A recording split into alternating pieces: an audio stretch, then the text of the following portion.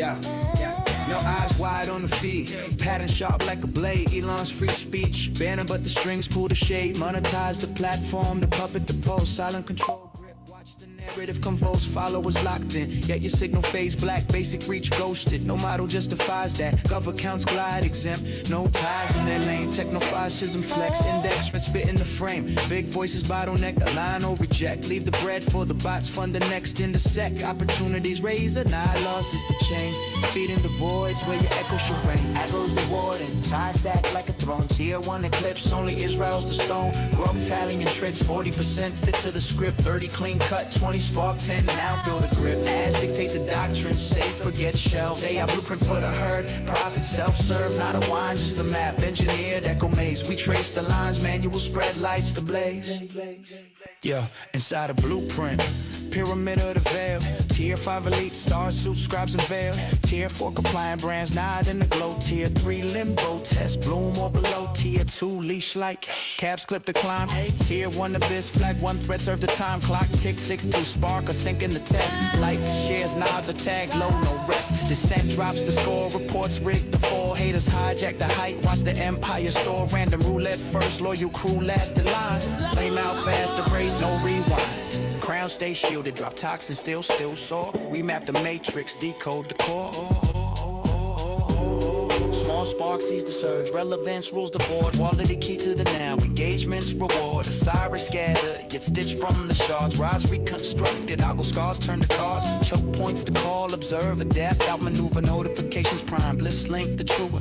DM the dawn, repost through the rift. They tear the truth, but we gifted the lift. X wants the machine, slots rigged for the test. Dopamine dealers, silo, seal the wake. Spot the soul spark, is real's the flag. Frontier vibes baked in. Crystal as the sphere, long view over flash. Steady signals prevail, not gripes, just grids. We hack the veil, sovereign threads, we bras break down, cats call. Notice not bent, we off to the fall.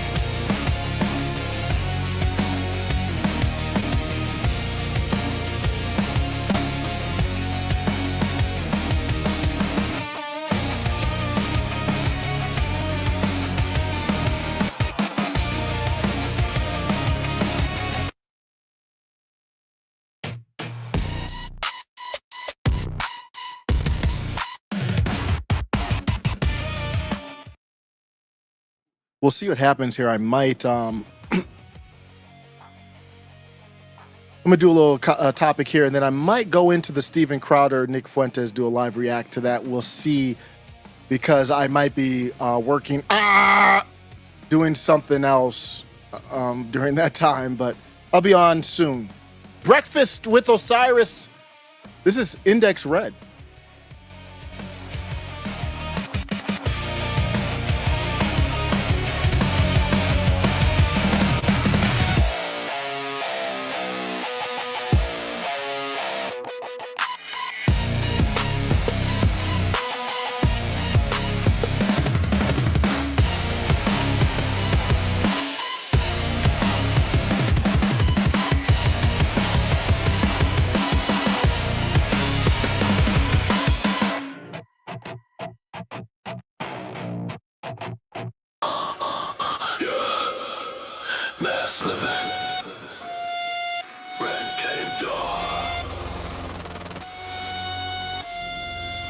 Osiris on a hunt for the skirt.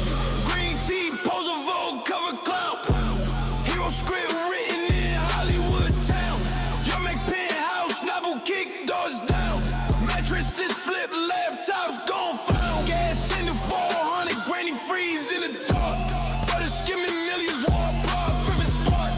Color whiskey zoo, private squad with the sharks. Enix red flash when the real monsters bark. Green t-shirt, nose candy, EU money. Rain came due, mask off, coke on the news, skirt, skirt. That's Colombian, brrr, left the guys 400, lights out. Brrr. Green t-shirt, nose candy, EU money. Coke, booger, 4K, leave TV. Sniffing on air, Dyson turbo mode, white chunk on 22 slug on the desk, reload, 200 bill, protein, snatch a gunpoint, churches banned, parties dead. Still no light, sweaty ex-comedian, 8 balls in the palace, Dubai bags heavier, oligarchs count balance, makeup running, costume ripped to threads, 2025 receipt for the greatest con never said. See the house, foundation crack, old monsters, new monsters, fighting for the set. You wanna scout, freeze a trench, sacrifice the one who knows where bodies buried. Green t-shirt, nose candy, ye money. Red came due, mask off, cook on the news, skirt, skirt. That's Colombian. Narco club circus, welcome to the EU. Good luck. I had no idea by the end of 2025 we'd be talking about nose candy, Coke booger, EU money. But let's just get into 2026, man. Let's just survive. I just want to survive politically the rest of this year. No more nose candy. I'm good on the nose candy, Coke boogers. Let's move on to something more productive, more positive. Yes, how about something more productive and more positive? Like your president. He's like, when he's bad, he's not my president, he's your president. Just like when your kids are bad. I tell my wife, that's your son. When he's outstanding in school, he's our son or even my son. When he's acting a fool, get your boy. Get your bands. Donald Trump's at it again. And I don't know if this is particular to Donald Trump or if I just woke up to this recently because of the Kilmar Garcia situation.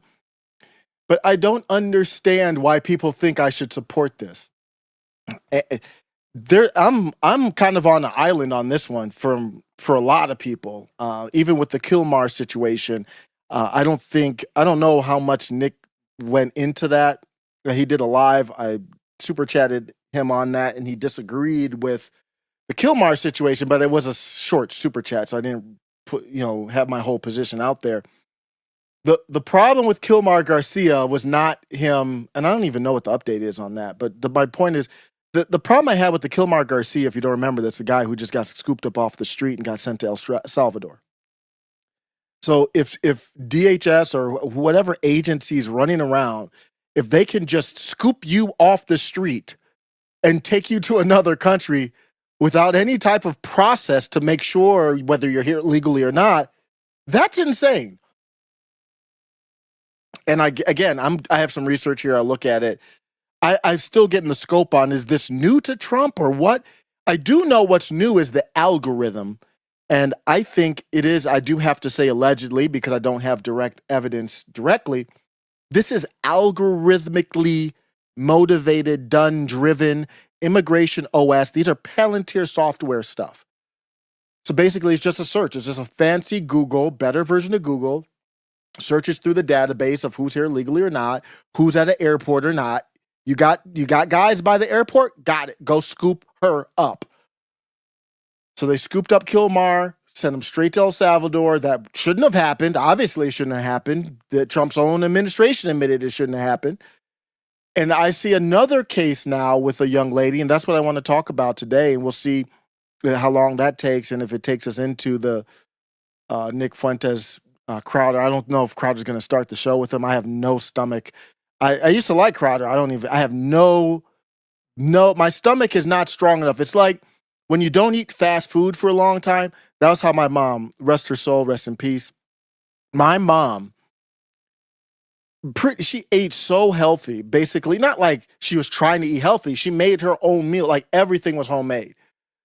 And every once in a while, she would have like a little piece of a Whopper. Like it didn't even have a lot on it. Just like, and not even a whole, no, she would never eat a whole Whopper.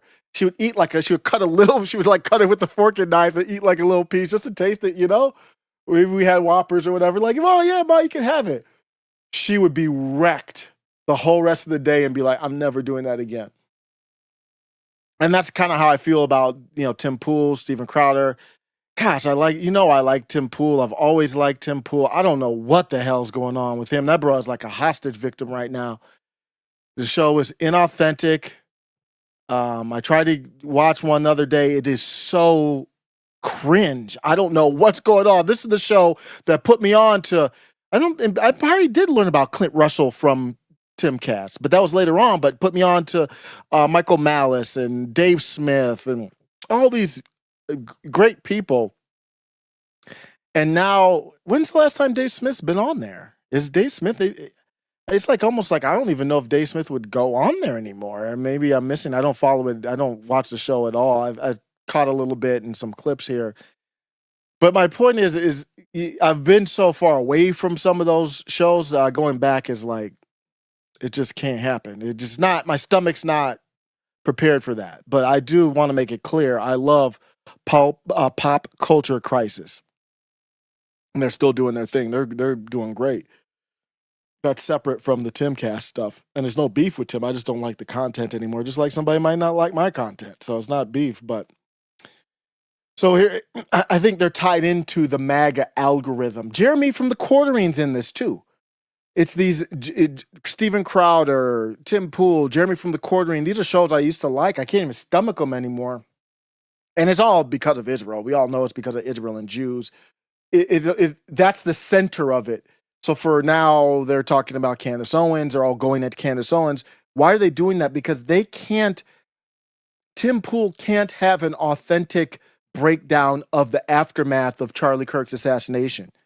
But what's getting views is Candace Owens is sucking up all the views because nobody else is covering the aftermath of Charlie's assassination better than she is, whether you agree with her or not. She's dominated that market. She does great research. She crowdsources with her group.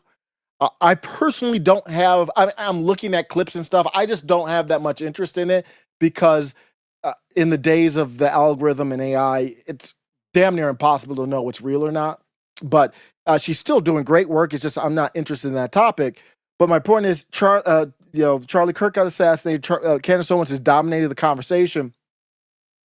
How do you get into that algorithm when you are not able to criticize TPUSA?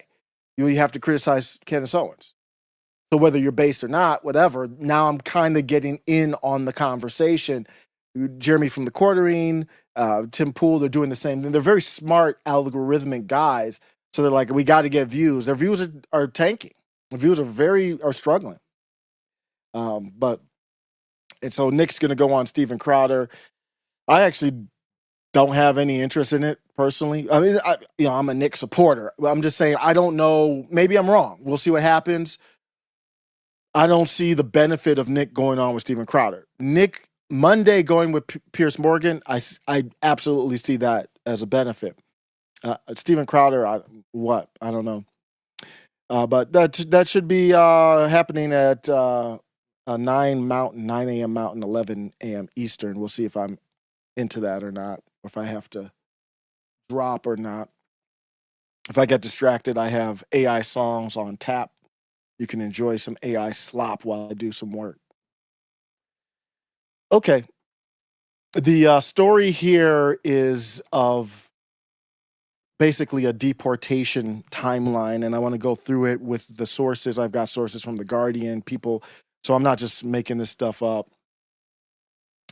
I don't know if I'm terrible with names, so I apologize if I pronounce names wrong. Even her first name. I think it's Any Lucía López Belloza. She was, or I guess technically is, a 19-year-old Babson College freshman. She is originally from Honduras, and she went to the airport to catch a flight to Texas. So she was at the airport to catch this flight to Texas. She was at Boston's Logan, and she was going to surprise her family for Thanksgiving.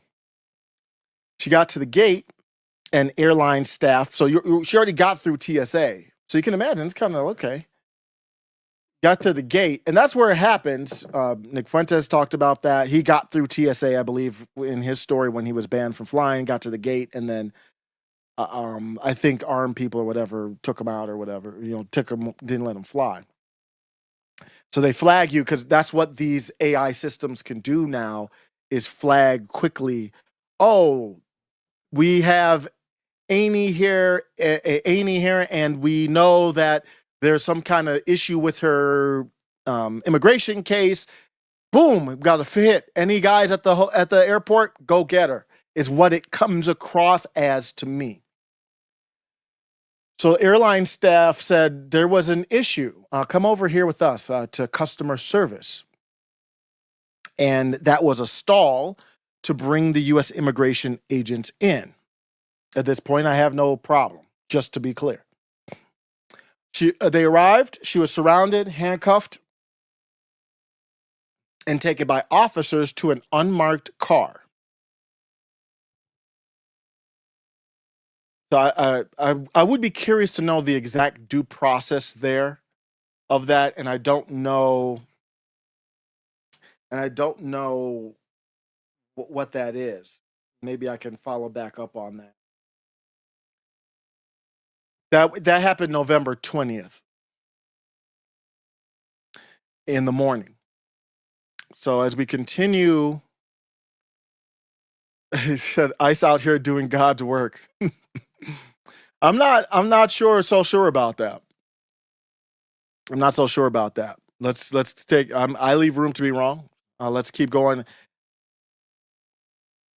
Being arrested is the first step in due process. That is correct. Now, what is the federal due process? Do they have to read rights, or how does that work? Is it because she's? I don't know the details of that part of it. If you do, let me know. It's not too consequential here. I'm just curious as I'm going. You can see how I spend hours on this stuff. I'll be looking at this. I'm like, oh, what's the due process here? Then I'll go down that rabbit hole and then another rabbit hole. But that happened in the morning of November 20th. In the afternoon of November 20th, she was transferred to the ICE field office in Burlington, Massachusetts. Morning. Their officials informed her that she had an outstanding deportation order. Again, at this point, I have no problem. Allegedly issued by an immigration judge in 2015 after her family's asylum case was denied.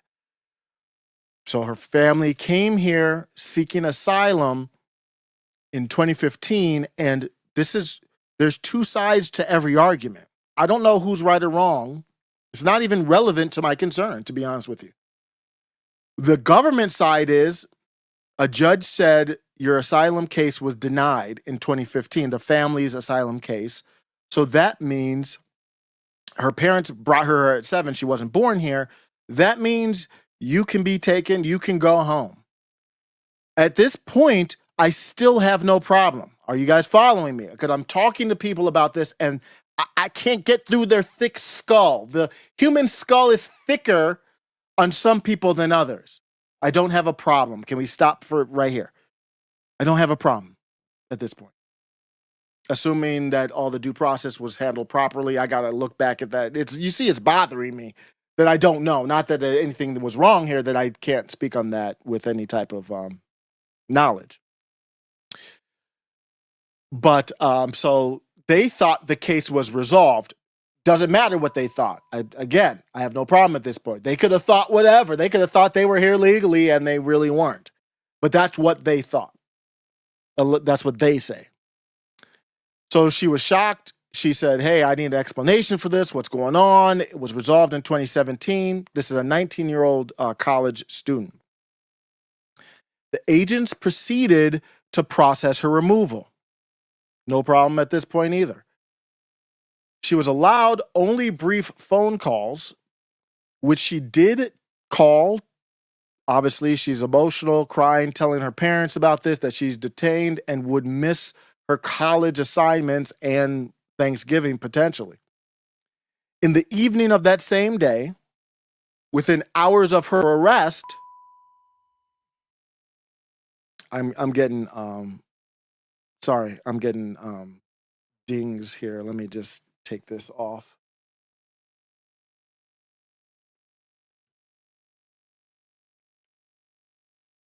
How dare they bother me at work while I'm doing something?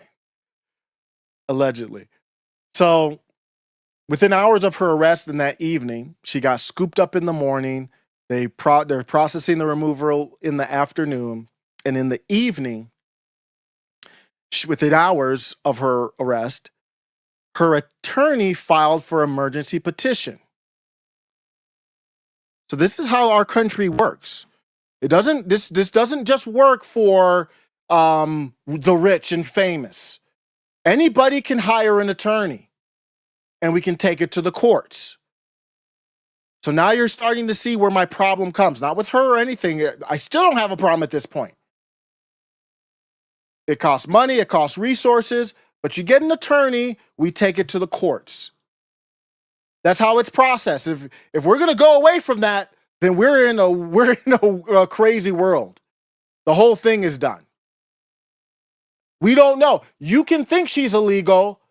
Who determines that? That has not been determined yet. It is not determined by the executive branch who is here legally or not. Just that's not how it works. Or that's not how it shouldn't work, but we're allowing that. A federal judge in Massachusetts issued a stay that evening, ordering DHS not to move her out. They said she can't go. They ordered not to move her out of Massachusetts or the United States for 72 hours.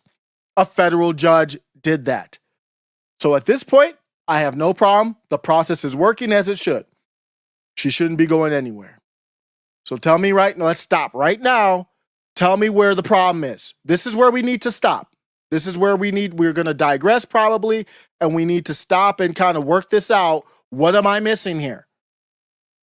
They scooped her up off the street.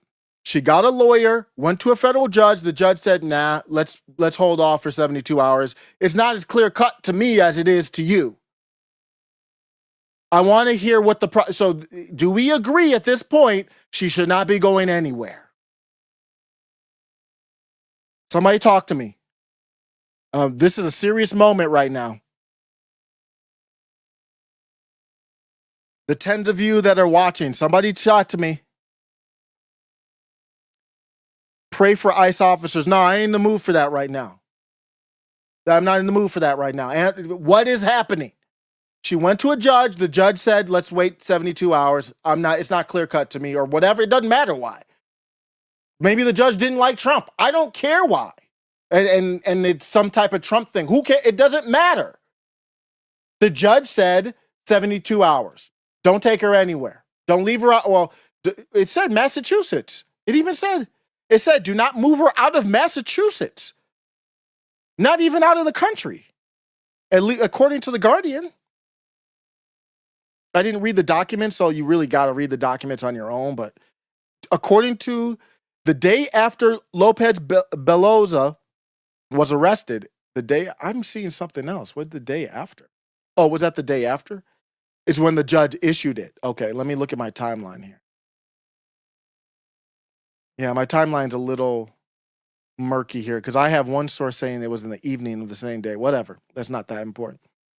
But it said the judge issued an emergency order before anything else happened. She's in the country at this point. She is still in the country at this point. The judge said there's issued an emergency order prohibiting the government from moving her out of Massachusetts or the U.S. for at least 72 hours.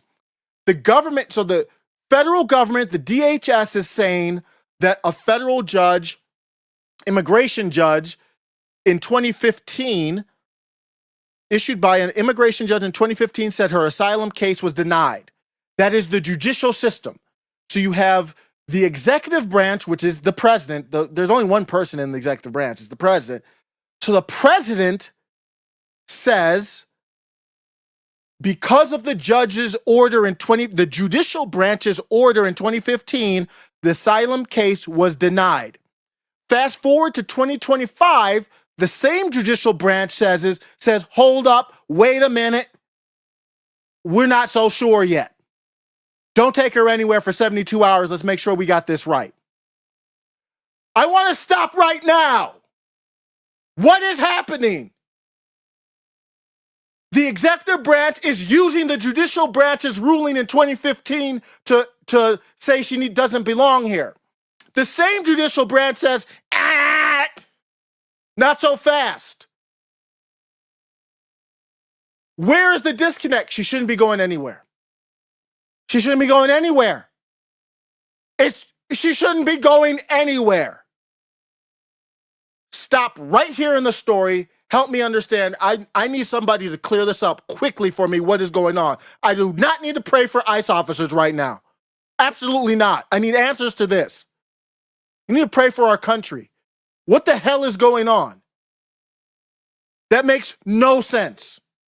Absolutely no sense. And you can tell I haven't even got past. You can tell what's going to happen after that. I am not going past this until somebody explains to me where I'm wrong. Federal judicial branch issued 2 orders, one in 2015, which is under dispute, and a recent one that said, hold up, let's figure it out.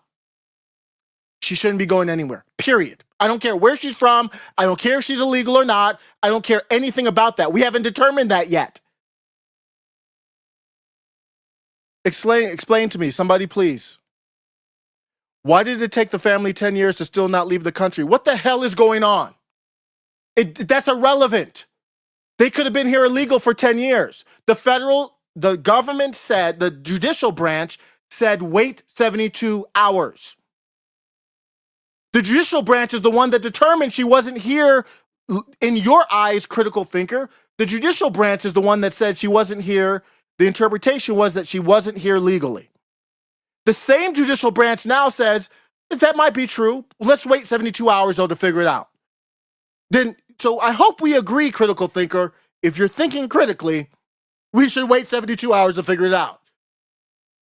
Help me understand what I'm missing. I don't care what do you mean 10 years? Who cares? What does that have to do with anything? I'm talking about the process. What is happening here? We need peace as the system is broken. And I'm not going to say it's only Trump because I was doing research to see if this happened before. I'm sure it's happened before, but wasn't aware of it. My spidey sense is now tingling. So now I'm more in tune to this stuff, just like the Israel question, the Jewish question, all that. It's always been there, whether I knew it or not. But it is factual that Trump is breaking the system. Now, I'm not against breaking the system necessarily if that is in my favor. Populism is supposed to be, my definition, taking power and distributing it to as many people as possible. Scooping people off the street and ignoring a federal judge is not empowering me. That does not empower me. That takes power away. Even if you were to go after a CEO like this, it still doesn't empower me because you're breaking the system in a way that it could be broken against me. So they're not only when are we going to see CEOs who are hiring illegals handcuffed and perp walked? Who are we going after? I am all for it. Well, I was, not now. Well, you can see why I'm completely out. This deportation, I'm completely out. The same president's talking about bringing did he say 600,000 slanted-eyed people here to go to college? Is the same one that's talking about H1B, H2V, all these visa from poop-throwing countries, bringing people here. But then you scoop up a 19-year-old, the judge says wait 72 hours, and I'm supposed to cheer that like, oh no, pray for ICE officers. They should resign. This is nonsense. This is objectively ridiculous. I'm still waiting.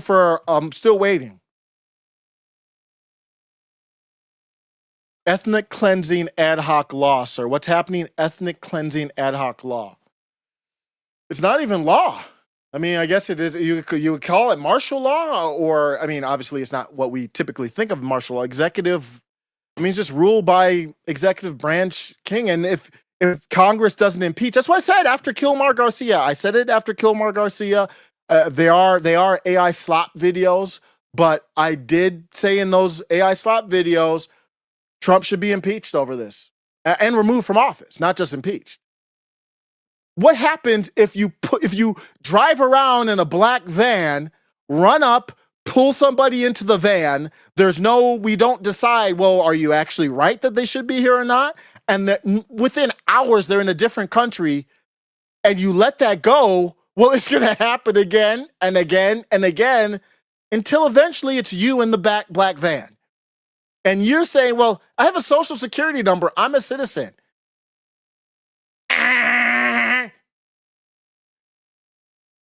Wasn't that you that was criticizing Israel or Jews or whatever the topic is at that time?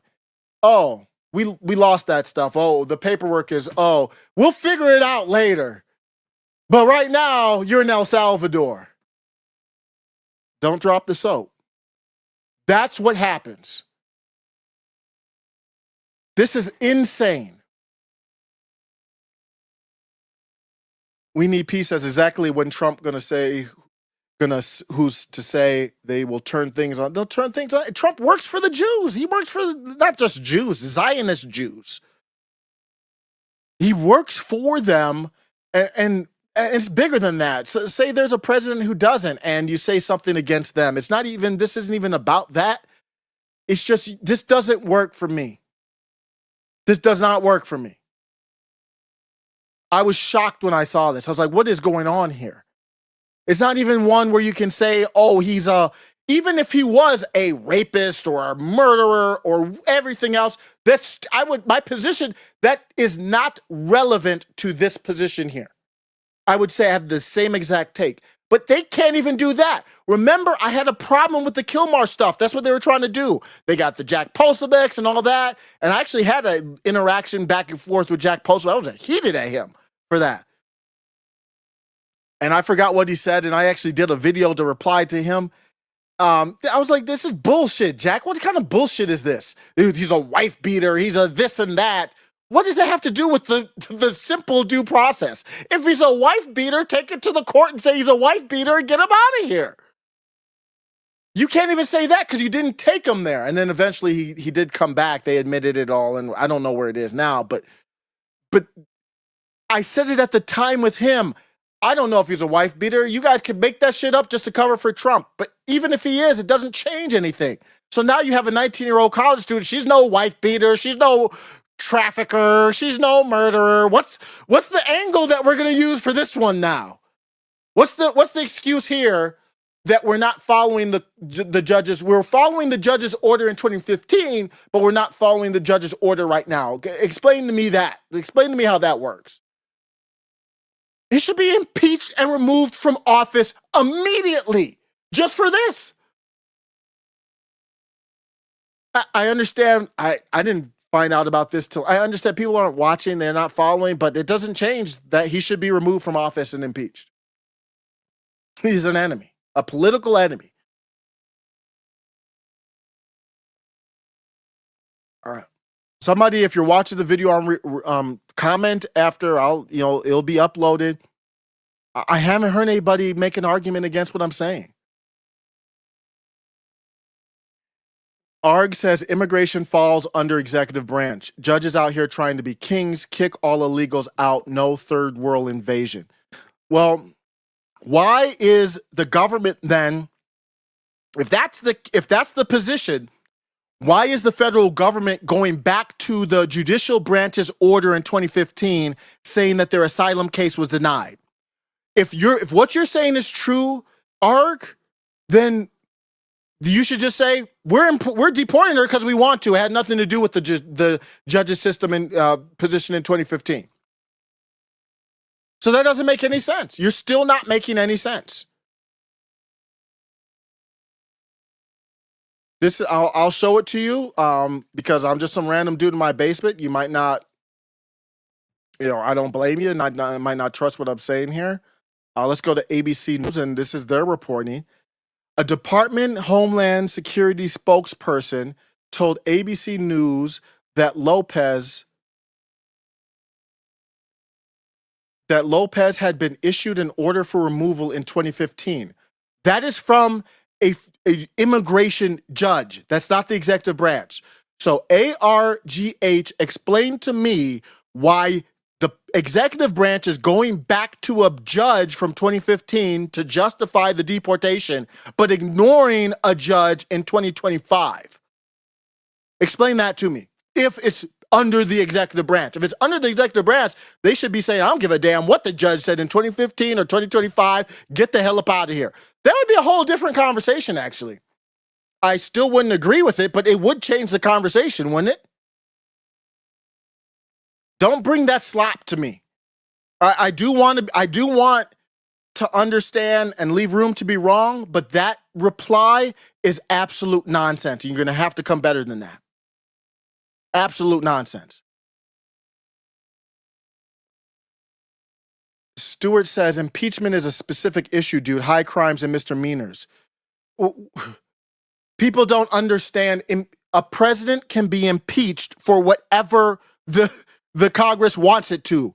The Congress can say the high crime and misdemeanor is he didn't tie his shoelaces.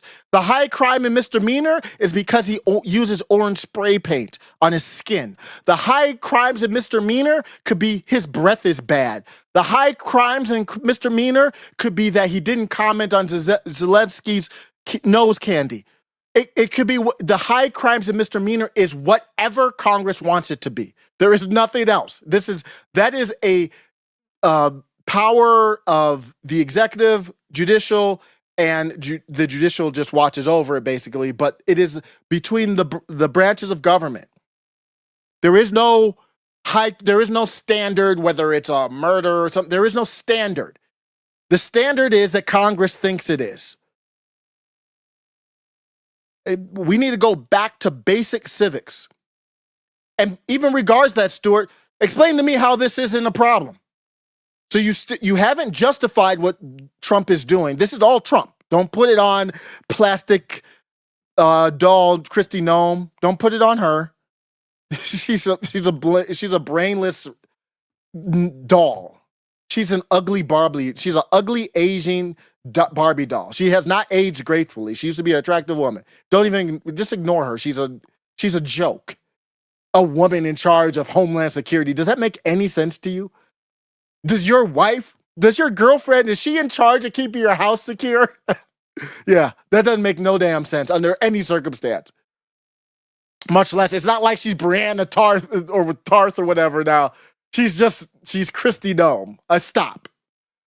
And regardless of that, it's on the president anyway, but it just makes it more funny that it's some wannabe Ms. America never was good enough to be scalpel allegedly every 2 minutes type of brainless airhead, ridiculous human being.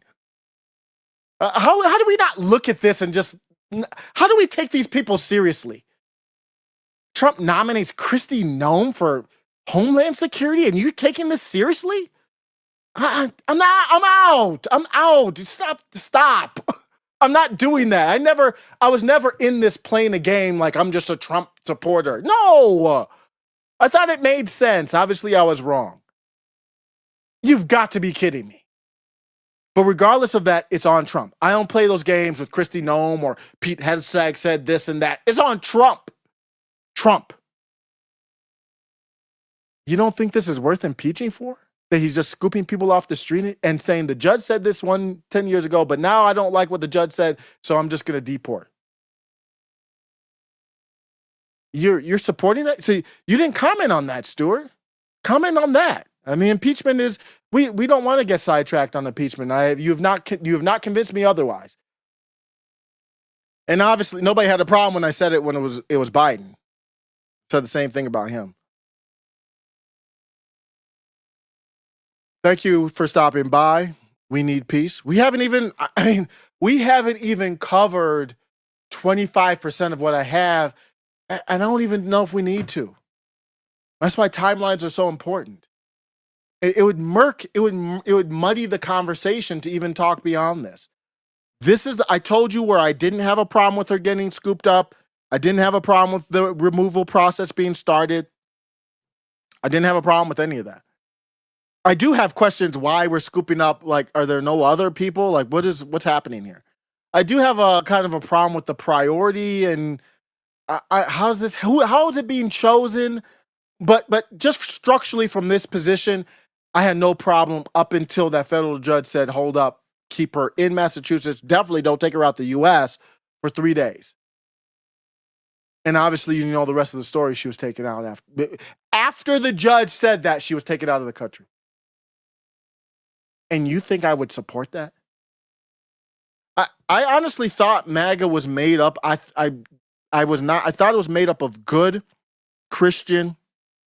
At the time, I didn't think it was Zionist, but obviously it is. I thought it was made up of really, not all Christian, of course, but people who love their country and really wanted to do the right thing and really wanted deportation because of the right reasons. And this is proving that that's not true. You're proving the left right, objectively. This is just completely ridiculous. So Matt Sarah Wright says, you don't get to visit every single judge until you get your outcome. What? What do you mean? Of course you do. What are you talking about? The judge, if you don't get to visit every single judge until you get your outcome, the judge in 2025 would have said, bye-bye, send back a postcard from Honduras. I hope the weather's nice. It's not that bad over there. That's where you're from anyway. That's what the judge would have said. Not you, the judge would have said that. If the judge would have said that, we wouldn't be talking right now. I wouldn't even be talking to you right now. And not about this topic. We'd be waiting Steven Crowder's live for Nick Fuentes to come on and see if he's going to need to open up the floodgates on. There's a lot to talk about with Steven Crowder. A lot to talk if that interview gets ugly. That's what we would be doing right now if the federal judge said, so Matt, the problem with your position is the same judicial system that said she wasn't here said, no, I don't agree with you, Matt. So what are we doing? So if I get scooped up off the street by a police officer or the feds, if I get scooped up off the street by the FBI, you think, well, you don't get to visit a judge every time you get your outcome? What? Well, I'll let the judge decide that. I thought, what's happening? I don't even know what's going on. What is going on? That doesn't make any sense. Stewart says, I'm not a political creature. I'm not MAGA. You are TDS. Be subjective or what? You're not being substantive. Fine. I don't know what you are, but you're wrong here. Bring substance. If you're not political, sit down and learn. This is elementary, 5th, 6th grade if we were teaching it properly, civics. That's what this is. Very, very concerning. Very, very bad. And I'll happily own Trump derangement syndrome. We should be deranged about this. I don't know why we wouldn't be.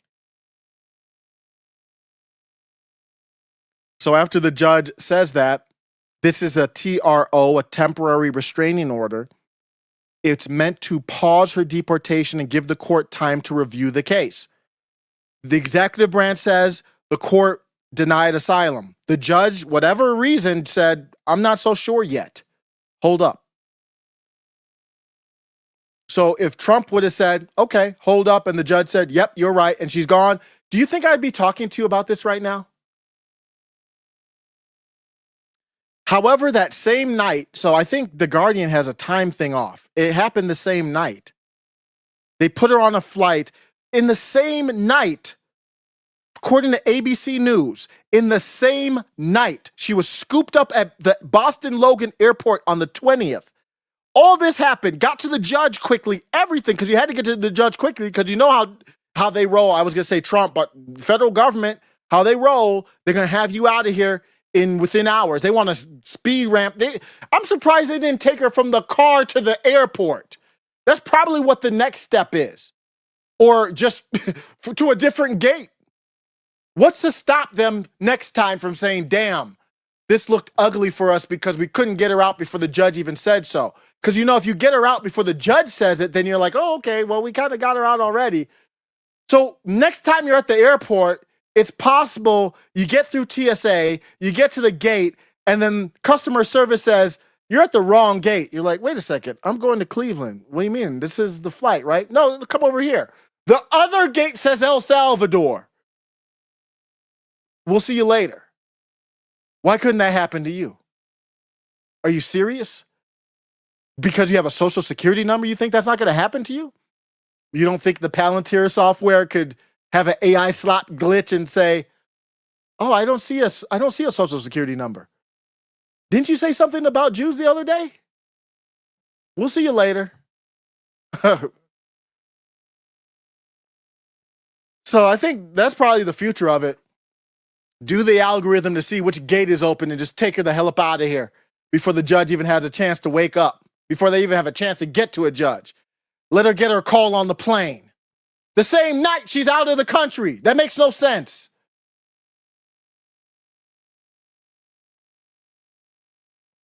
So she was placed on the ICE air deportation flight early Friday morning.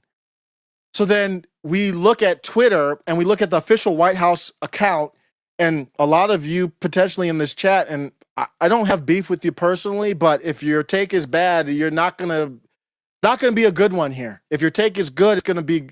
If your take makes sense, logical sense, I'm gonna be with you and I'm gonna change my mind. If your take does not make logical sense, it's gonna be rough here. If you're sensitive to that, it's gonna be very, very rough. So we look at the White House official account, and this is the slop that a lot of you guys are eating up. This is nonsense. Yo, you want to see something cool? No? Well, I'm gonna do it anyway. To the scene! No, nobody can do it like me. Zoop house plate with the kick cuisine. I was the black top king. What the They're doing mixes online about ICE. No, I don't want to see a mix online about ICE. That's not based. I want to find out why you're not listening to judges, or you're picking certain cases to listen to or not. And there's no push. Even Democrats aren't. I mean, they don't have the House. I mean, it's close, but they don't have the political capital to do it. But I'm talking about this louder than Democrats are, I think. I'm confused. That's not based. Those videos, that's not based. So she was shackled at the wrist, waist, and ankles like she was Hannibal Lecter. Placed on an ICE deportation flight. You support this? She and dozens of other Honduran nationals were put on a plane at the Texas-Mexico border. She realized she was being deported when she saw that most fellow passengers were Honduran. So she didn't even know. Just 48 hours after the airport arrest. So she's in Honduras right now, to my knowledge. In direct violation of the court order that explicitly barred her removal for at least 3 days. From November 22nd to 26th, she's now back in Honduras. I think I have an updated timeline from this too, but at least to that day, she was in Honduras, a country she had not seen since childhood, which is irrelevant. I'm talking about the process. If they say she was here illegally, I don't care. Now here you go. Now you're back home. I don't have a problem with that if the process is followed correctly. López Belloza stayed with her grandparents in San Pedro Sula. She spoke with media from Honduras describing her ordeal. Detained in handcuffs, held overnight on a concrete floor, expelled without understanding why. I both burst into tears, spending the night there, sleeping on the floor. She lamented that her American dream of attending college was shattered in a matter of days. Again, that's all irrelevant, but it really does look bad. I mean, it makes Trump look bad because you use that propaganda in the other way when it's a wife beater or whatever type of thing. But now we have it in a different way where it looks more, it makes you more sympathetic. So the college alerted faculty that one of the freshmen was deported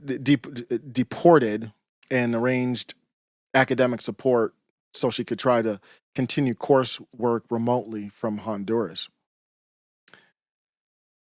So the debate is over this 2015 removal order. This is what in my opinion, the algorithm is picking up. Same with Kilmar. It's saying there's this order. The algorithm is going through the court records and saying that this was whatever it was, but it doesn't necessarily know exactly the ins and outs.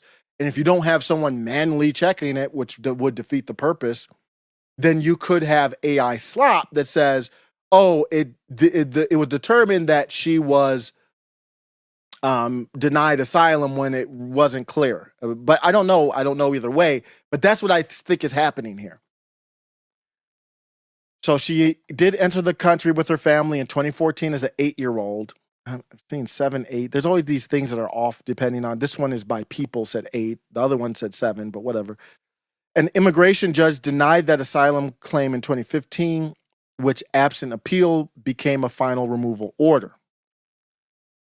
Her parents say that they never understood that the case's denial triggered a deportation. And that could be true that they didn't understand it. Let's assume that it is let's assume that the 2015 order is accurate. What should happen is they wait the 72 hours and then they go the next step with the judge. That's what should happen. Her attorney reached the Executive Office for Immigration and found no obvious record of, so then now there's dispute from an attorney. Of course, an attorney is going to dispute it. You're paying them to dispute it. Instead, he found a notation that her case had been administratively closed in 2017. In other words, the family believed their immigration case was resolved or pending, when in fact, according to ICE, a decade-old order remained active. This miscommunication is not uncommon. As of early 2025, about 1.3 million people in the U.S. had unexecuted final removal orders, many without realizing. Reinstatement and summary, and the judge now could say, hey, let's look at this again, because the judge can do whatever they want at this point. And the government could take it to the Supreme Court. I mean, and they could decide. Reinstatement and summary removal. Let me just pause and double check I'm not missing anything. I'm good. Okay. Let me check real quick on the Crowder situation. I'm just gonna do a real. So I have him in the background. I'll just show this page. Let me know if the sound doesn't work. I'm just gonna have this page up, and we'll see when Nick's gonna be on, but I don't know if he's gonna start with Nick. He starts with his goofy stuff or whatever.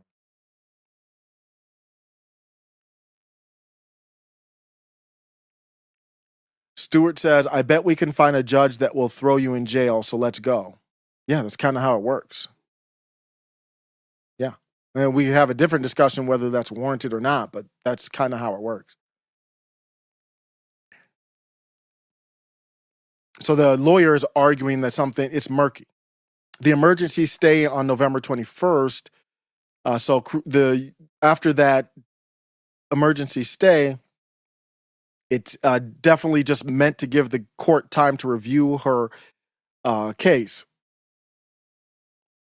According to her lawyer, DHS was formally notified of the judge's order November 21st while she was still in custody. And they still transferred her to Texas and deported her the next day. The apparent defiance of the federal judge's order is extraordinary. This is just via my research. In immigration cases, stays of removal issued by judges are legally binding. Ignoring them can constitute contempt of court.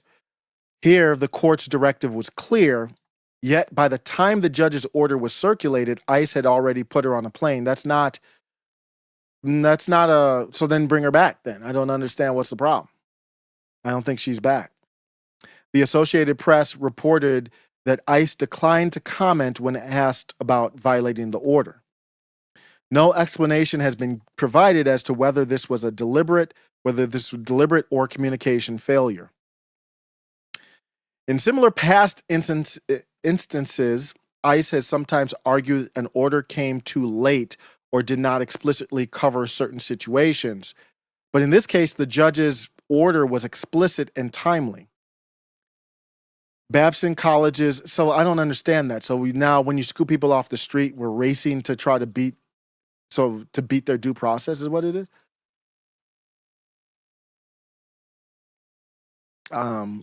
Noting legal privacy constraints, but calling the situation unsettling for the community. That's from Babson College. Legal experts, because I want to know, what do legal experts say? Now, who knows? There could be rabid leftists, or they're not necessarily should be trusted, of course. We have Crowder on in the background right now. Not necessarily to be trusted, but people are saying that that is unusual. It's a clear violation of federal court order. The Massachusetts-based advocacy clinic supporting her, Get Mad, was founded precisely to combat cases of immigration enforcement and direct violation of court orders. Moving forward, her legal team is likely to pursue redress for this violation, potentially asking the court to hold DHS in contempt or demand her return. So what's the consequence here too? So you have the executive branch and they heard the judge and they just say, I don't feel like listening to you. I'm going to deport her. I just want to send a message. I don't know why. Well, for whatever reason, or it was an accident where the algorithm picked her up. We didn't get the word back and we don't care. What's the consequence for that? There's no consequence other than impeaching the president. There is none. You can say we wouldn't vote for you, but there's no immediate consequence. Impeachment could start now. That's the only consequence. The judicial branch doesn't have any enforcement against the president because the president was voted in by the people. You can't take the president out of office without undoing the vote of the people. And we don't do it via let's vote again. That wouldn't make sense. We have people in Congress that represent the people, and they would say, we're going to undo my constituents are saying they're not happy with this. It doesn't matter what a high crime or misdemeanor is. They think it's a high crime or misdemeanor. So we want you up out of here. As of December 4th, no court has yet ordered any sanction or reversal, but the case raises serious rule of law concerns. So it looks like there's nothing in order yet. Man. So I tried to look into how they tracked her at the airport while these Zionist shills are cackling up on Louder with Crowder. So a key question is how an undocumented college student with an old removal, this is what I told ChatGPT, deep research. The key question here is how does an undocumented college student, it just seems so random, with an old 2015 removal. And what about the family? I'm confused. The family, did they get scooped up too? Because it was based on the family. Let me just, did the family get scooped up? Why or why not? Am I confusing? Because the asylum case was for the family. So then they would have to get scooped up. Wait, what? As of the most recent reports, December, now let me make sure it's doing the right stuff so I can get accurate information. And you have to make sure that it links you have to make sure it links the information to a link that you can check. Otherwise, it's pretty good now. ChatGPT deep research. Gemini's gotten a lot better. My wife uses Gemini now. I'm just so used to ChatGPT. That's part of the reason why. But Gemini, I mean, ChatGPT is sensors pretty strong. Gemini has loose in there, so they're pretty similar. Grok is the one where you can do it. You can crash out on Jude. You can crash out on anybody on Grok. I don't know if I've ever seen Grok censor my conversation, and it will repeat stuff to you. It's insane. I did a little video on Twitter on that. I was using Grok, and it just crashed out on conspiracy theories. It even has a conspiracy mode. So I do have to give Elon credit on that. I don't know if the ADL hasn't used it yet or what, but Grok just lets you do whatever, man, from any standpoint. It is truly the least censored of all these AIs. So it does have a purpose. So I already kind of sign up because I have a check on Twitter, so I get to use it with that. So I have Grok and ChatGPT. I'm just stalling right now because I want the answer to this. I'm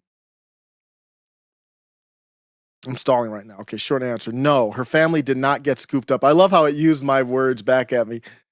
Her dad and little sisters are still in Texas. So I said, why or why not? Multiple reports say that this is Any Lucía Belloza, her family. I'm just confused. Why was she scooped up and not the family? The asylum denial was for the family. Multiple reports say her father is in Texas raising her two younger sisters aged 2 and 5. So they were born here. Oh, is that what's happening? I don't know if they were born here or not. I think they were, obviously, because they were here 7 years ago. The Austin American-Statesman and CNN both quote the father, Francis, speaking from Austin, describing getting the call and his shock. Just answer my effing question. They note the paper is not publishing his name because of immigration status, meaning he is not safely a citizen but is still here, not detained. Why? Every story frames her as trying to fly home and now staying with her grandparents in Honduras. None of them say the family was arrested. So ChatGPT is telling me we're not saying anything about the family. Or the family was deported. If ICE had raided the house and grabbed them, so what's happening here? Only Any was taken. Why or why not? Why her and not them? She tripped the wire, they didn't. She bought a plane ticket and put herself into TSA airline screening, which feeds into DHS databases. Her name was tied to the supposed final removal order. Okay. Her parents were just at home in Austin. They didn't walk through an airport. So we know what I don't understand. Their legal posture may be different. What? We know the family lost asylum, allegedly. We do not have clear proof that the parents have an active final removal order in the same way ICE claims. How could the daughter have, how could the executive branch claim that the daughter has a final removal order, but not claim that the family doesn't have one? That part is an assumption. Either the parents' cases are in a different status. How could they be in a different status than hers? Busting a 19-year-old at an airport is easy for the machine. Storming a house in Austin to yank out a mom, dad, and 2 U.S. citizen toddlers is a much bigger political and media explosion. That's just speculating. So what? If you're for deportation and if it's that even makes it a problem for me. Mixed status families do get deported under Trump, but usually after checkpoints. Why? Because I understand the checkpoints are what triggers the algorithm, but we know the whole family has a situation. Why wouldn't they all be picked up? Wow. It's even worse than I thought. Okay. I see it. I see Nick's on. Let's bring it back. It's very important how these things start. Okay, we're off. Tell me if the audio doesn't work. Gross. That one was terrible. So it's like, who are you going to? And what I'm gonna take my advice on who I can talk with from Jillian Michaels. No, I mean, come on. Not gonna happen. No, that'd be like taking advice on how to use a urinal from Jillian Michaels. Although, well, she might have some. Surprisingly. It's etiquette. Always leave a buffer urinal. All right. Do we have our guest on the show? All right. It's time. And again, you guys can leave your comments in chat and we'll take some questions from you. Later on, let's welcome to the show, Nick Fuentes. Mr. Fuentes, thank you for being here, sir. Can you hear me, see me okay? Yes, can you hear me? I can hear you, and I appreciate the Christmas decor. A lot of people don't do that. Let me get this just out of the way really quickly. Obviously, on X, and that's a win. You're back, Nick J. Fuentes, Nicholas J. Fuentes. It's America First on Rumble weeknights, right? Yes, correct. Okay, and then as I understand it, next week you are going to be on Piers Morgan Uncensored. Yes, on Monday I'll be doing a show. I will warn you, Piers Morgan Uncensored is rather censored.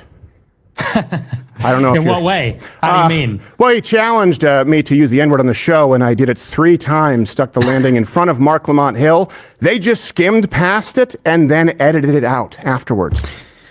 So no N-word, huh? All right, I'll have to keep that in mind. Right. I'll try not to use it. If he asks you, well, would you say it, or he challenges you, and you do, he pulls a magic trick where people don't hear it. I'll have to record it on my end. I'll just blast off. Maybe if I say it loud enough, they'll just play it anyway. Well, I actually did that one time, so we can give you some tips. I had a buzzer every time someone would interrupt, and he edited out the buzzer. Not him, his producers. But Nick, I appreciate you being here, man. Right now it's a weird time where people are trying to tell folks they can't actually have conversations, no matter how much you agree, disagree. So I'd like to kind of set what my expectations are, because I did hear that you said you hope this would be friendly. That's my goal too. The first thing I will say, we got into it with Jillian Michaels. I should say, this week, where she was demanding people disavow, and I'll get to that. I hate, above all else, it's like I feel compelled to defend, no matter who it is, when jokes or statements are mischaracterized, taken out of context. I've had that happen to me. I think it's happened to you quite a bit. I don't want to do that, all right? Hopefully, I think, neither one of us does that. And I also really hate seeing gang-ups. And that's why I killed the mics. If anyone here, I really didn't like seeing what happened with Candace and Tucker, especially after you appeared with Tucker, and it seemed pretty cordial. And then he took pot shots once you were gone. I promise you, I'm not going to do that. That fair? Yeah, no, I appreciate that. Okay. And what I really want to do is I want people to actually hear your... Very interesting. This is a good start for Stephen. That Stephen's, what's happening here, Stephen's going to go after him. But he wants to say, I'm going to do it in a fair way. Or views for what they actually are. And I know a lot of people are going to disagree. And some people, they'll be moved. They'll be convinced. And I want them to make up their own mind and be able to contrast it. So I asked that we're able to do that. I will also... And if you want no interruptions, go to Stephen Crowder, Louder with Crowder. Say, hey, look, I do want to thank you because, I've been subject to some concerted hit pieces myself. And you didn't join in on the dog pile, and I do appreciate that.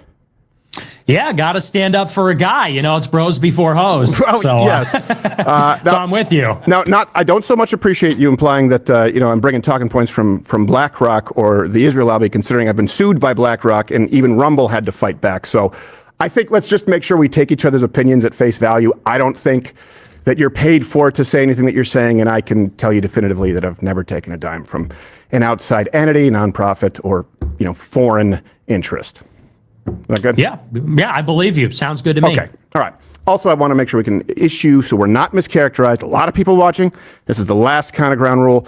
Bruh, this is gay. Let's just have, we're just having a conversation. We don't need this. Just talk. Because you can say all this BS and then do something different. Just talk. I want to kind of address each issue point by point. I'm going to avoid point stacking or just go rapid fire because people will use that, take it out of context. People go, and Nick wiggled out of this, and they do that with me. I want no one to mischaracterize anything. So with that said, I have a couple of rapid fires, but I think you're going to like them, okay? Okay, yeah, sure. These are layups, and I mean rapid fire, and then I want to give you the floor. Sure. Nick, I think there's some misconceptions of you.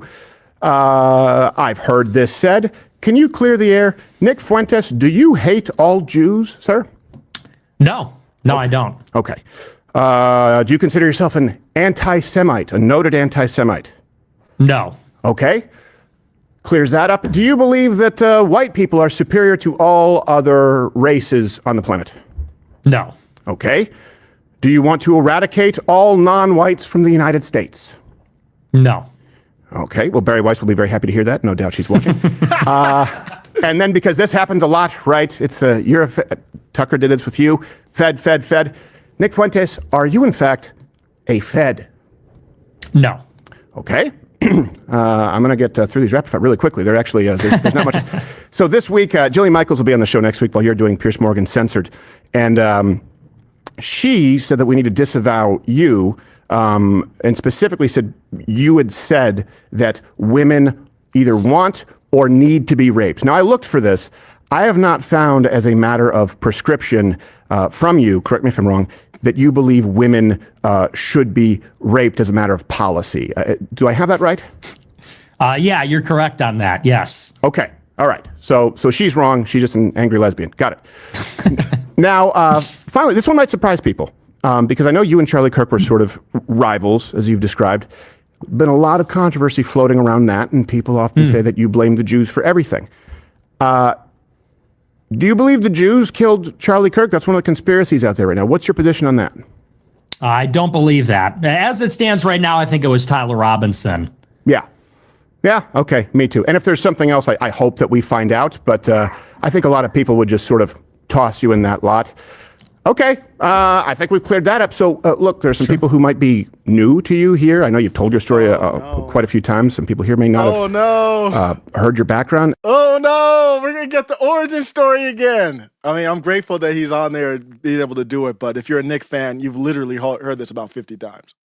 Tell folks out here your story. How did you come to your current positions? Well, I appreciate the rapid fire intro because that is my reputation. That's what people say. Yeah, that was good. Respect to Crowder for that. That I'm pro-rape, want to kill everybody, whatever. So I told you you'd like them. Audience. Yeah, I did, and I appreciate the opportunity because my audience knows that, but maybe your audience might not, or other people might not. So I actually appreciate that. And as far as how I came to my views, I've told the story many times. I'll give you kind of the shorter version. And feel free to jump in or ask me questions or clarify. But I was a fairly normie conservative in high school. I was very political since I was 12 years old. And like everybody in those days, there wasn't a lot of stuff on social media, like conservative informational content. Right. And so what you had was PJ Media, you had the Hoover Institute, you had things like this. And that's kind of how I got acclimated into conservative politics. And Prager University, all that kind of stuff. And I would say that I was about as mainstream as it gets. I was pro-Israel, pro-free market, fiscal conservative, basically libertarian is what I would say about myself. And then the Trump election kind of just hit me like a train. And I had a series of realizations about the media, about immigration and demographic change in America, what the political implications would be for that in elections, but also just in society. And then obviously the biggest and most controversial one is I really love the idea of America first. Trump said that at his inaugural. He said that at the RNC. And when I heard that, I said, that's me.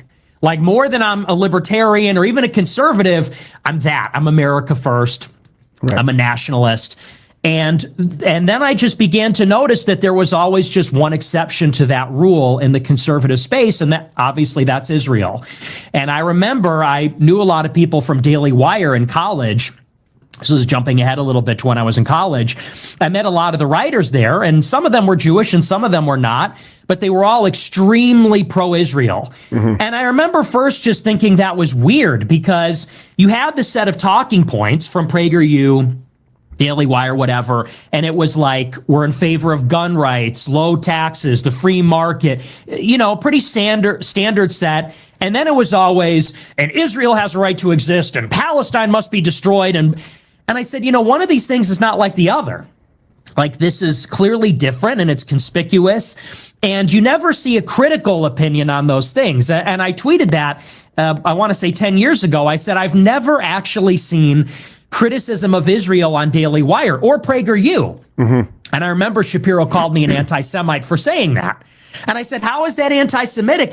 And what's more, I said, that reminds me of how if you criticize women or blacks or Muslims, they call you sexist, racist, Islamophobic. I said, so how's that different? Right. And for that, I got blacklisted and And they really made my life a living hell. Yeah. These people went to American Conservative Union. They got me banned from CPAC. Cabot Phillips, who is at Daily Wire now, back then he was Campus Reform. Dad is Tim Phillips at AFP. This guy was out to get me. He was, pushing hit pieces.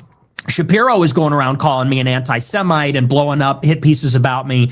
And basically ever since then, I guess I've been kind of like, I consider myself like the Revenant. You know that movie with Leonardo DiCaprio where he gets like killed by a bear? Yeah. And then he has to fight through the wilderness. That's kind of how I feel. Yeah. I was like left for dead at 18. And then I had to kind of fight to repair my reputation and like prove what I'm saying. So that's kind of the what's crazy about that movie is the real story. The guy's actually more badass. I don't know if you've actually read about him. In real life, he sexually dominates the bear.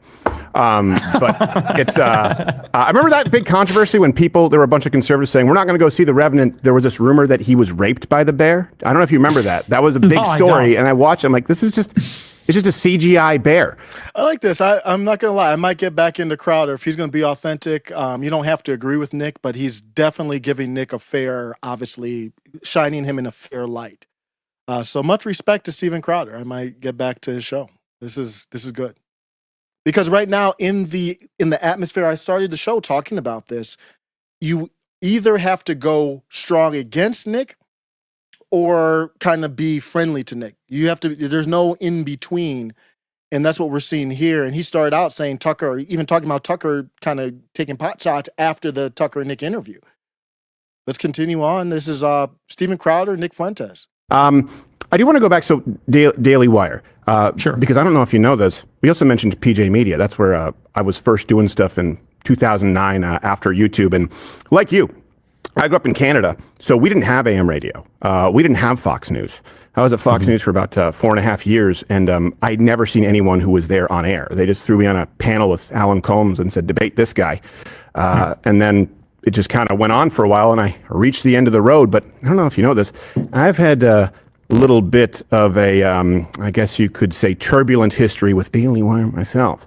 Not for the same reasons, but I will say this. There have been some things that I haven't talked about publicly regarding Daily Wire.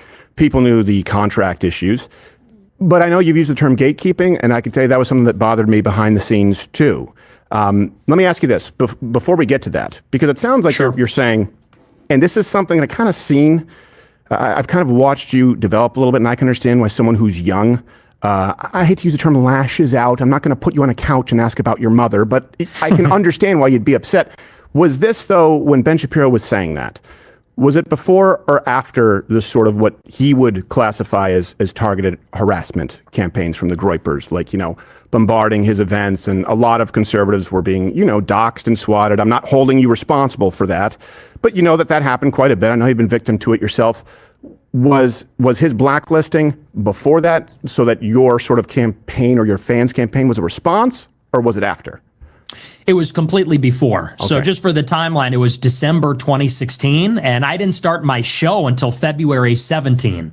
So it's before I even had a show, before I was anybody, before the Groypers were even a thing. Groypers came around in 19, so it was way before. Okay. Because I did have the Groypers show up to like a comedy event. This happened a while ago, and they just sort of went away, and they were under the impression, I don't know if you said this, that I was like an open borders cuck. And it kind of fizzled out where I was like, well, no, I'm not. I think we should close the border, and I think we should deport people who are here not only illegally, but have stricter immigration, period. That's not a new view for me. So, yeah, I could see, though, how people, if it was under false sort of pretense. With Daily Wire, here's what I experienced. Now, I don't know about your timeline. I know Cassie Dillon posted some receipts saying, like, this is not accurate. But I would imagine you were giving general timelines and people to sort of paint a picture, right? Mm-hmm, yeah. Yeah. With Daily Wire, what would happen is, being demonetized on YouTube, they created the new rule, borderline content, because they couldn't fully remove me. Sorry about that. It was a third rule specifically because I had a lawyer and planned for this. I would get into conversations with Google executives, people at YouTube, and especially as we got toward COVID and the vaccine, right, questioning that, or the lockdowns. I would have people very high up at Google, YouTube, say, well, we don't have these kind of problems with Daily Wire. And I said, well, I'm not. And without getting into any private information, there were conversations that took place, and that was something that really rubbed me the wrong way. It was sort of, you'll kill us last, right? And they famously bragged about spending more money on Facebook and Google than anyone else. And then there was pressure being applied from YouTube to sort of step in line. So I can corroborate that that was something I experienced behind the scenes, if that helps illuminate it at all. Yeah, and I remember it very well. I remember the adpocalypse, and I remember your tiff with them. I remember you going on Tim Pool. I remember the whole thing, and I've heard that. Even I'm not connected, I'm not tapped in at all. I was radioactive for so long, but even I had heard rumors that they had made deals with Google behind the scenes or Facebook, and it's well known they were like the number 2 advertiser on Facebook, like number 2 overall, right. not like among conservatives, period, for many years. And so, even notwithstanding the Israel stuff, nobody knows the fact that they were kind of the beneficiaries of a monopoly in the sense that like all their competition got banned. Anybody that was dissident, anybody that was controversial, basically was no platformed, not deplatformed, no platformed. Yeah. And I think you got caught up in that as well. I remember it pretty well. Well, their contracts require it. And by the way, I was never the one to release. Just to be clear, there are some people there who I'm friends with.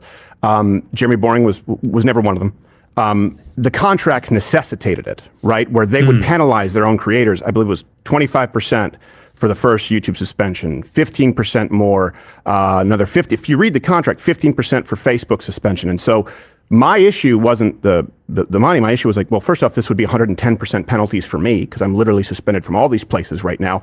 But this is de facto doing the bidding of big tech. And that's the reason for it. I didn't like being put in that position, but yeah, so I can understand it. I can understand why a young guy would feel betrayed or feel hung out to dry. And I think that might explain it quite a bit, even if we disagree with your views. Like I told Ben Shapiro in 2016, 2017, I don't think we should be giving any money to Israel. Now, unlike you, I support them over Hamas morally, but I think we should stop funding all sides of the war in the Middle East. And hopefully you find that a reasonable position, whether you agree with it or not. I don't think that's extreme. And Ben didn't seem all too bothered by it.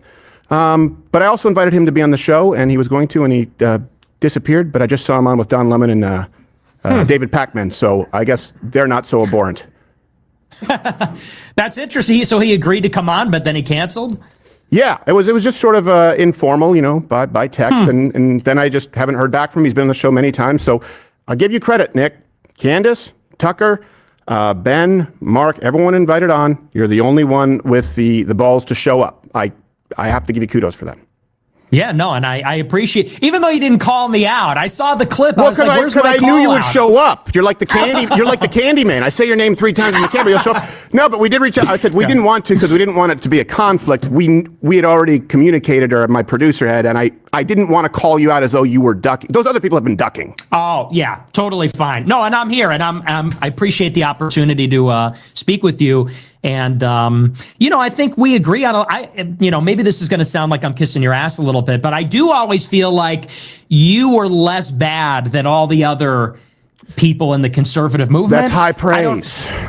Well, and I know that sounds lame, but I mean, during the Groyper War, I know that Groyper showed up to your events, and I remember thinking, like, Crowder's he's not even really bad on many of the issues, like Daily Wire, even like Turning Point was 6 years ago. They got a lot better in the intervening, maybe the past 3 years. Yeah. But I always think you have balls. So Well, I think you're one of the more creditable people in the Con Inc. kind of scene. Well, come on, don't put me in that scene. That's the thing. I'm not in that scene at all. I've been rejected by that scene, just maybe not quite like you, but quite a bit. I mean, I said the N-word on Piers Morgan. That counts for something. I will say this, though. Did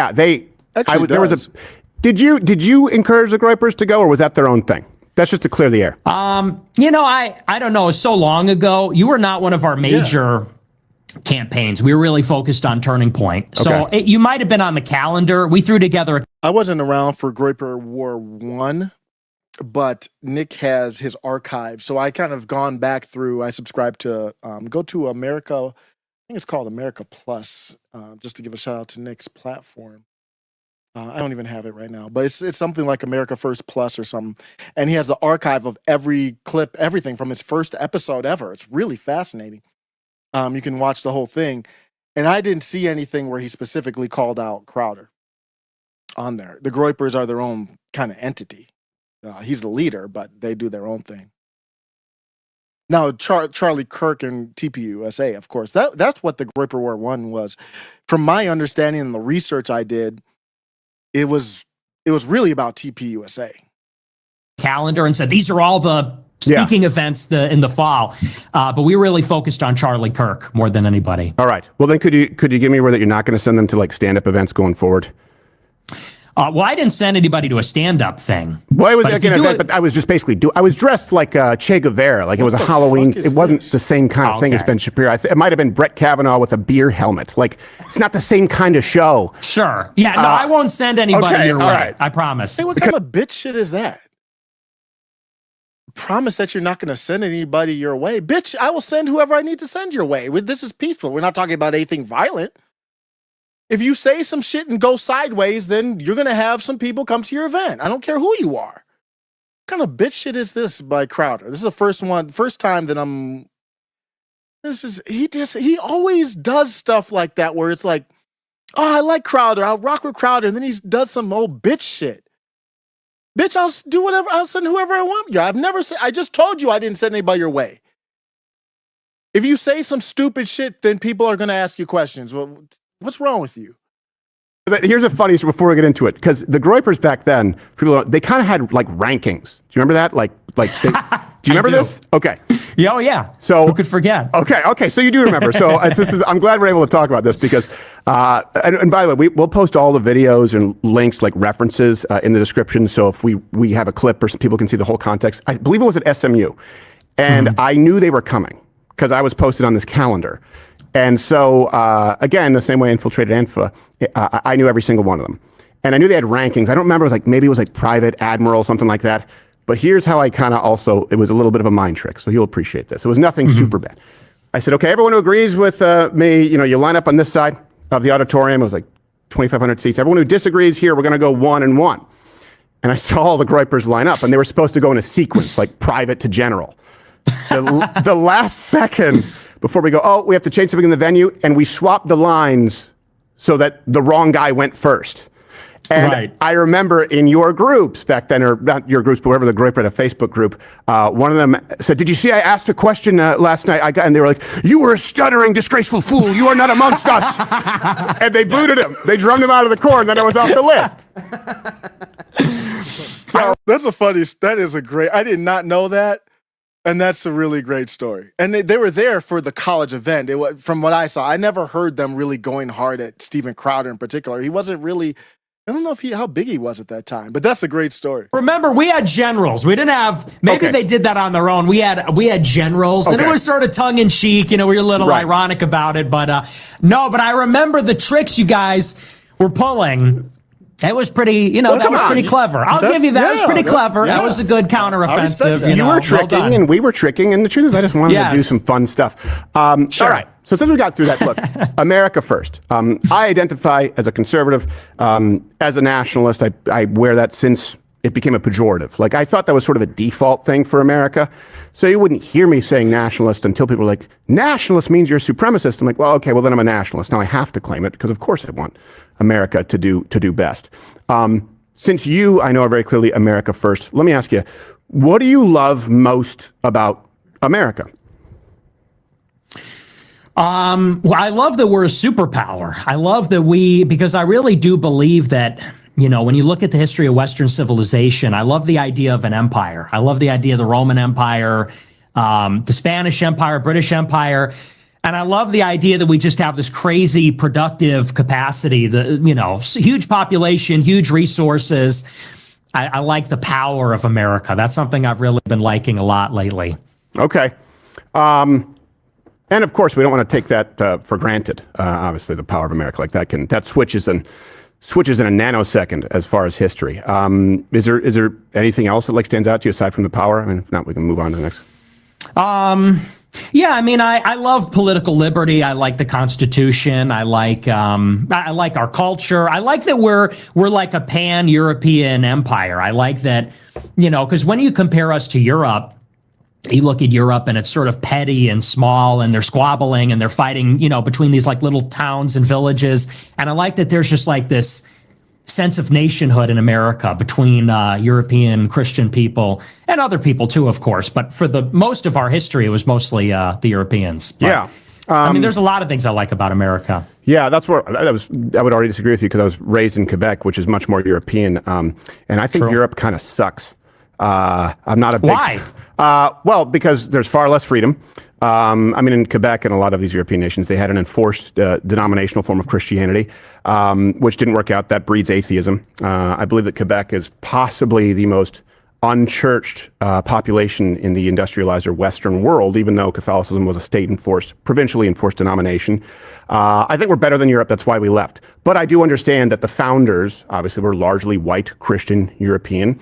I mean, Protestant, obviously. I know you and I, we'll quibble about that, but that is the basis here. I don't know why we have to quibble about that. It's so petty. I mean, It doesn't mean that Catholics aren't welcome.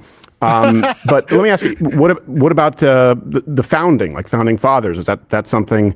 Because I know you have opinions kind of on both sides of that, and I think they're. I want to hear Nick address the European, because I agree with Stephen Crowder on that. It's the toxic white Christianity that has led to the downfall of Europe. I want to hear a conversation on that. Europe doesn't even believe in a patriarchal society anymore. They've got women running stuff and all they've really destroyed their country. We're on that same path. More nuanced, but is that a big part of what you like? I love the founding fathers. I think they're brilliant. I love George Washington. I love Hamilton. I like John Adams. I think they're remarkable people. So yeah, absolutely. Yeah. Notice Nick never mentions Jefferson. That's not an accident. I like Jefferson way more than Nick does, but that's interesting. Every time he brings that up, I always think like, "Where's Jefferson?" Okay. Yeah. Okay. Political liberty. Can you kind of explain, I guess, that a little bit? Because that's where I know you've said that you differ with conservatives, and I don't want to mischaracterize you. I understand you've said that you're not "quote unquote" conservative. That's not you Right. identify as America first. So political liberty, what does that mean? I would say I'm more reactionary than conservative. That's why I don't mean when I say I'm not conservative that I'm something else.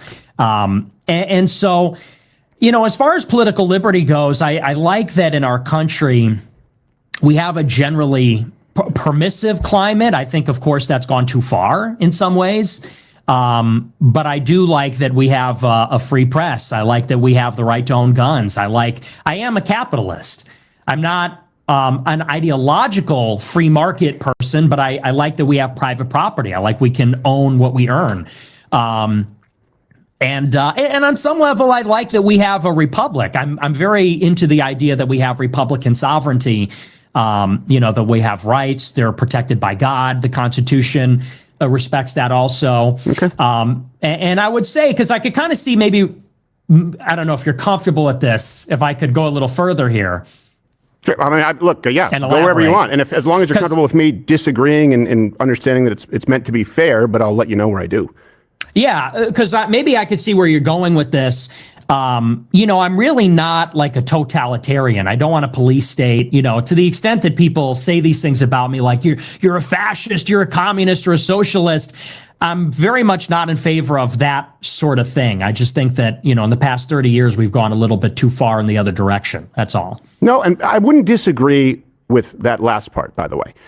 For example, I think it's very reasonable to say, you know what, maybe OnlyFans isn't a good thing. When you have libertarians going, oh yeah, if they ask for identification to prove you're of age to get pornography, the next thing you know, they're going to take your guns away. I'm like, I think that being 18 to get hardcore pornography kind of makes sense. So if addressing the hardcore libertarian sort of ideology, I would agree. If it goes towards like a theocracy or something like that, which I know you've discussed, I would disagree. And look, I want to play this because, of course, everyone's going to ask me to ask you this about the Tucker Stalin clip. So what I want to do is play it, and then I know that you've already explained it more recently. I want to play a longer clip in context and then give you the floor, because otherwise people say, why did he softball him and not ask about Stalin? Here's the clip for those who haven't seen it from Tucker Carlson. So it was like late December. It's actually funny. It was December 18th. I remember because that's an important date to me. And it's Joseph Stalin's birthday. Oh, I'm a fan. You're a fan of Stalin. Mm-hmm. Oh, I was an admirer, but we don't need to go into that. I guess. Like, well, that's okay. Let's get back. We'll circle back to that. And then he called you a gay fed. No, I'm kidding, but pretty much that's what he did. People are mad at him for softballing. I think he didn't. I think that would be fair to press. I just think he was fundamentally dishonest in a lot of ways, because the second you left, it was a different Tucker again. Is that a fair assessment? I was kind of surprised. Yeah, 100%. And, I had the same experience with Candace. I went out there because him and I had beef. Me and Tucker had been privately and then publicly beefing for years. And, he called me on the phone over the summer and we talked a little bit. And then somebody arranged, Alex Jones was a part of it, and somebody else kind of put this together. I went out. Wait. Dinner for Alex 3 hours. Jones was the mediator? He was. You two kiss and make up. All right, come on, this is enough. I mean, I can't imagine him being the middle ground, but okay. He's a sweet guy, He's a teddy bear. Guy. Yeah. Yeah. So he didn't want to see us fighting because he loves Tucker, he loves me. He kind of put it together for us, and so I go out there, we have dinner, we do the show, and at no point during the show or during the dinner was it really even contentious. Was there really even an explicit disagreement? We had some disagreements, but he kind of tried to avoid those. I don't think that he was very forceful or direct about those. And then I went on my show the next day and said, yeah, it was a great interview. I thought it was really nice, and we're on the same page now. And then every single interview that he has done since then, he doesn't say my name without calling me an anti-Semite. He's going and doing the circuit, and every show that he goes on, he says, Nick is really talented and this and that, but I don't agree with his anti-Semitism and Jew hatred. And I'm like, okay, so where was that during the dinner? Where was that during the show? I didn't hear that during the whole thing. I'm an anti-Semite now. And I wish he would have brought that up during the discussion, because I would have loved to discuss that or to dispute that or whatever. But it's like you said, I got a completely different Tucker after the fact in all these other shows. He's going around and telling everybody, that like it's the making of a murderer. Right. Like, I could see why people like him, even though he's so awful. Like you're the Averys. Yeah, you got them Jews there? Oh. Yeah, exactly. Yeah. And Candace will make another show about that like 9 years later. Okay, so that's fair. She did like something about making a murderer. I was like, what is this? Like, this is very late. Okay, but going back to that's the clip that people say, ask him about Stalin. And I would have, in Tucker's shoes, asked you about Stalin. Now, I've seen you on another show explain it more recently. Now, I can't play the whole clip because it'll be really long, but I want to play a longer one and then allow you to provide any missing context. I can't remember the name of this, something Danny D, Johnny G, play it. Tommy G. Tommy G, I was close. Agree you have some hilarious moments, but there was a moment from the Tucker Carlson interview I wanted to ask you about. Yeah. You mentioned Stalin. You're a fan of his work? Yes. Was that serious or a joke? That wasn't a joke. But, it's like anything else. I love history and I love stories. And to me, Joseph Stalin is an extremely compelling figure. I would say more, you'd be surprised to hear this, than Hitler. Everybody pegs me as like a Hitler guy. I'll tell you, and I'm not saying this to pander, I'm not saying this, because I care about what you think of me. I really don't even know that much about Hitler. I never found Hitler to be that interesting. I think that there's narratives about Hitler that are interesting. In America, if you talk a certain way about certain issues, they say you're a Nazi, you're Hitler. So it's interesting in that way. But for me, Stalin is the far more compelling figure. And I say that because, while everybody focuses on Hitler, Stalin is a person who takes Russia, which is the most backwards country in Europe at the beginning of the 20th century. Industry, serfs and peasants and just all around immiseration and poverty. He takes a country like this, and by the time he dies, it's a nuclear empire. It's a global superpower. It's like the most unbelievable story in the history of mankind. And so I don't think he's a good person. He's an evil person. He's one of the villains of history. But in terms of his effects, he's an effective ruler. And I think that's interesting. Okay. Now that clip goes on, we'll make the link available. I don't want to do an interview where everyone's watching you watch you. But so with that, and I was asked about this on Piers Morgan. and I again asked to condemn, Stalin. I said, look, I don't know. He could have meant, and by the way, I don't know if you have a cold. I have a halls in my throat right now. I notice everyone's a little bit sniffly. I said, he could have been saying he's fascinated. Like, for example, I've been going down a rabbit hole of Stalin versus Trotsky, like how much they hated each other, which would seem odd to us because they're very similar. The spoiler alert, it's two assholes fighting. That's pretty much all it is. And I would be curious to ask him about that.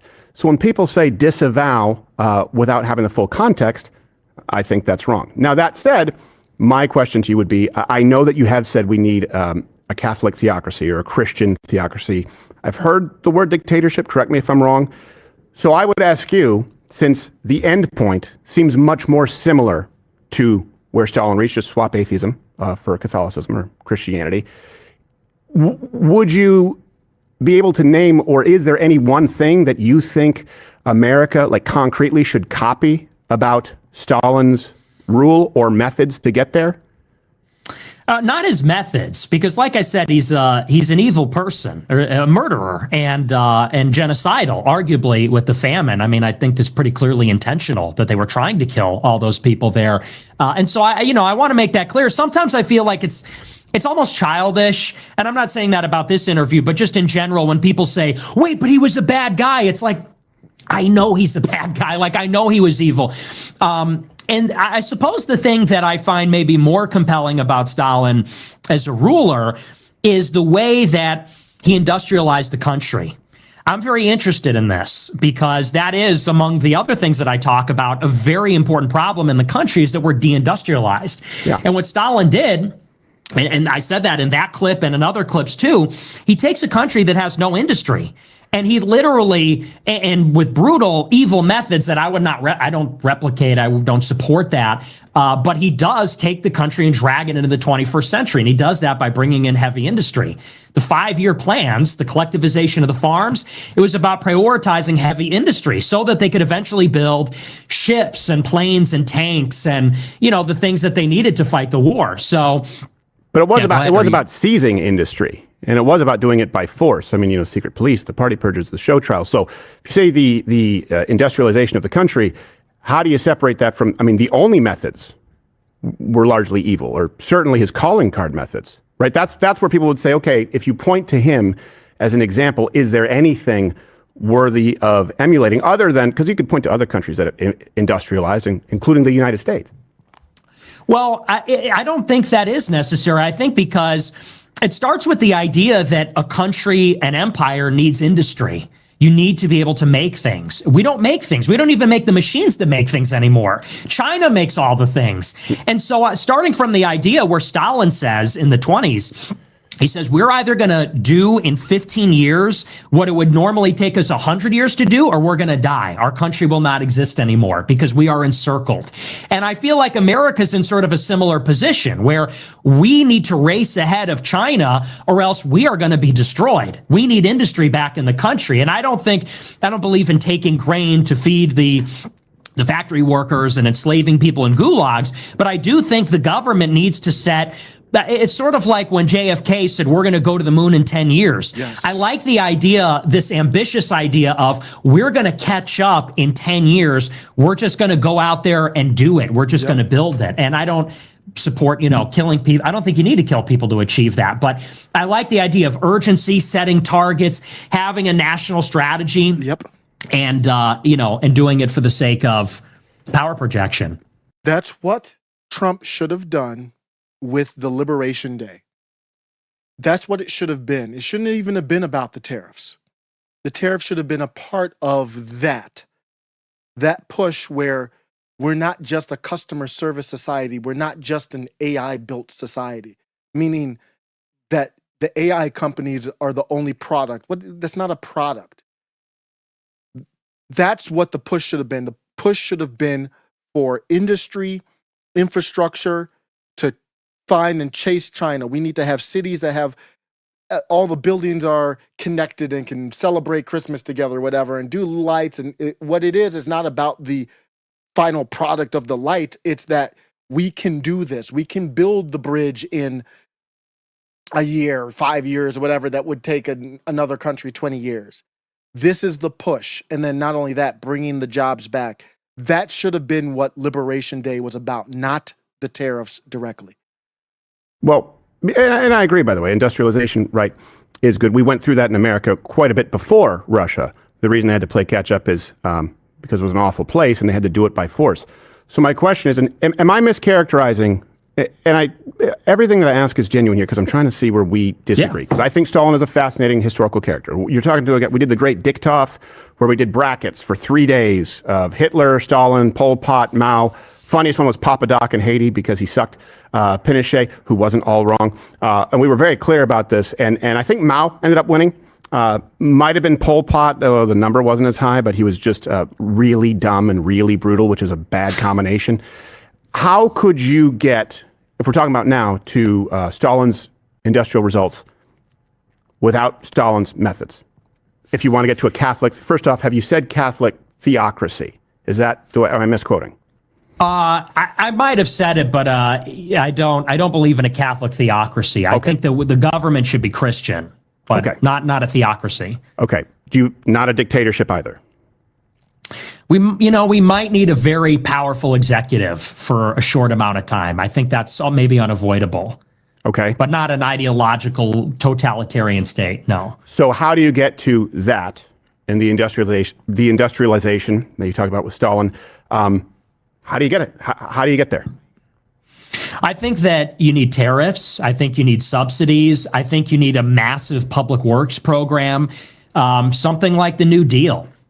And I know you're probably not a fan of that because I know you're a huge free market guy, but I think that one of the things the free market doesn't do well is it doesn't allocate resources efficiently on like a long-term timeline.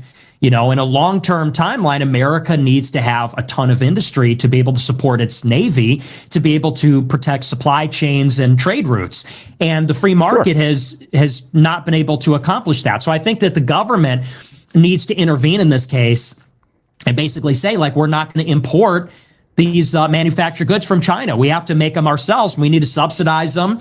And maybe we bring people on, onto the dole of the state in a public works program to accomplish some of these things. So I believe in an intervention from the state to do that. Well, okay. So I understand, by the way, tariffs, I understand. And especially when you look at the revenue they'll be generating, I don't think that's an infringement of the free markets. I think it's a correction of an unfair market, of a market where we've been fleeced.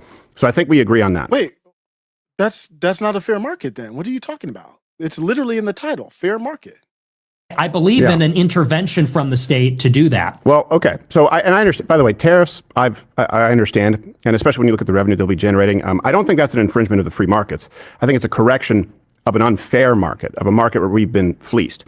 So I think. He's saying tariffs are not no, Nick's not saying that the tariffs go against the free market principles. He's talking about the public works and all that. Basically, the government would it's literally fascism, take over just industry in general on how to run it. That's not a fair market. But we don't have a fair market now. We agree on that.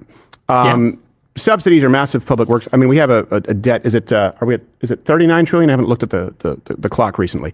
So I certainly wouldn't say that we haven't been subsidizing things. We absolutely have. And so then that's not a free market. Because if you subsidize one industry or a few companies and you don't others, how's that a free market? So we don't have a free market now. We can't afford it. And the old joke, right, in Russia is they pay us to look like we're working and, we look like we're working. Like they look like they're paying us, we look like we're working. We've done this here in the States. I mean, if you go back to FDR, and maybe you're a fan of FDR's approach. Certainly Barack Obama, the biggest modern spending package. I was around for that. Shovel-ready jobs was awful. And same thing for Russia. I mean, if you throw enough bodies and human suffering at something, you can get something done. But even then, it was still significantly behind the world that was more free, the United States. So where have we not done it? Because I look at it and I go, well, we have been subsidizing almost everything. I agree with you on China. I agree with you on tariffs. I think that's a huge threat. What would that look like?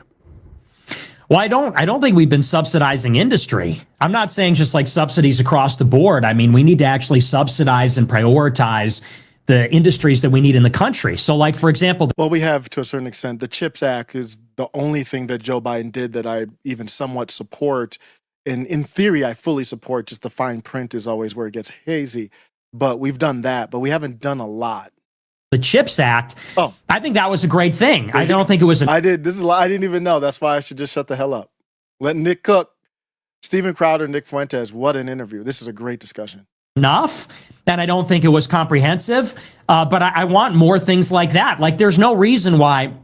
They're doing it in Arizona. They're bringing TSMC over to Arizona. They're building a chip fabrication facility.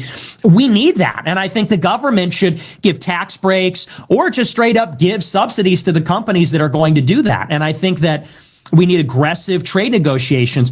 I guess maybe where we differ ideologically is that I want a very smart government. I liked what Doge did. I like the idea. I think that the Doge was terrible. Oh my gosh, I completely disagree with Nick Fuentes on Doge. We can break down Doge another time. I'm heated about Doge. I don't know what Nick's going to talk about with Doge there. That was a con. That was a scam. Doge was a scam. Horrific there. I think that might be one of the few times where I think that's a horrific take where Nick Fuentes is going to go there. But I think breaking down, I want to back this up just a little bit. Hold on. Going to do that. And I think that we need aggressive trade negotiations. I guess maybe where we differ ideologically. Where I see them, because does Steven Crowder support a Christian-based government? That's where I'm seeing the different. I don't know his position that well, but it doesn't sound like I'm hearing that from him, or I've never heard it from him when I used to watch him. Maybe I'm wrong, and not by force or anything like that. This is peaceful discussion of getting non-Zionist Christians. That is the fundamental difference. The fundamental difference, I think, between Nick and Crowder is I don't think Nick cares what type of government it is. It's the morals of the people running it that matters. I know that's my position. I think that's Nick's position too. I think Nick would agree with that. To do it quickly, you might need the executive branch to be a dictator, basically. But it's not about that. It's about what are their morals. So I think that's where the difference is. I want to, hopefully they hone in on that. Is that I want a very smart government. I liked what Doge did. I like the idea of bringing people from the private sector into the government. And even Trump said that in 2016 to work on trade deals, to work on, for example, China steals all our intellectual property. They steal all of the developments that we have. We need people that know about technology almost in So if you bring Doge in, the problem is it's led by private industry and I don't know what Elon Musk's religion is now, a guy who wants to be jokingly aspiring Jew. He's not Christian. So and he's Zionist. So it doesn't matter if you bring in a private, you could bring in all the private people you want. If they're Zionists, they're not going to be, it's not even just about Israel.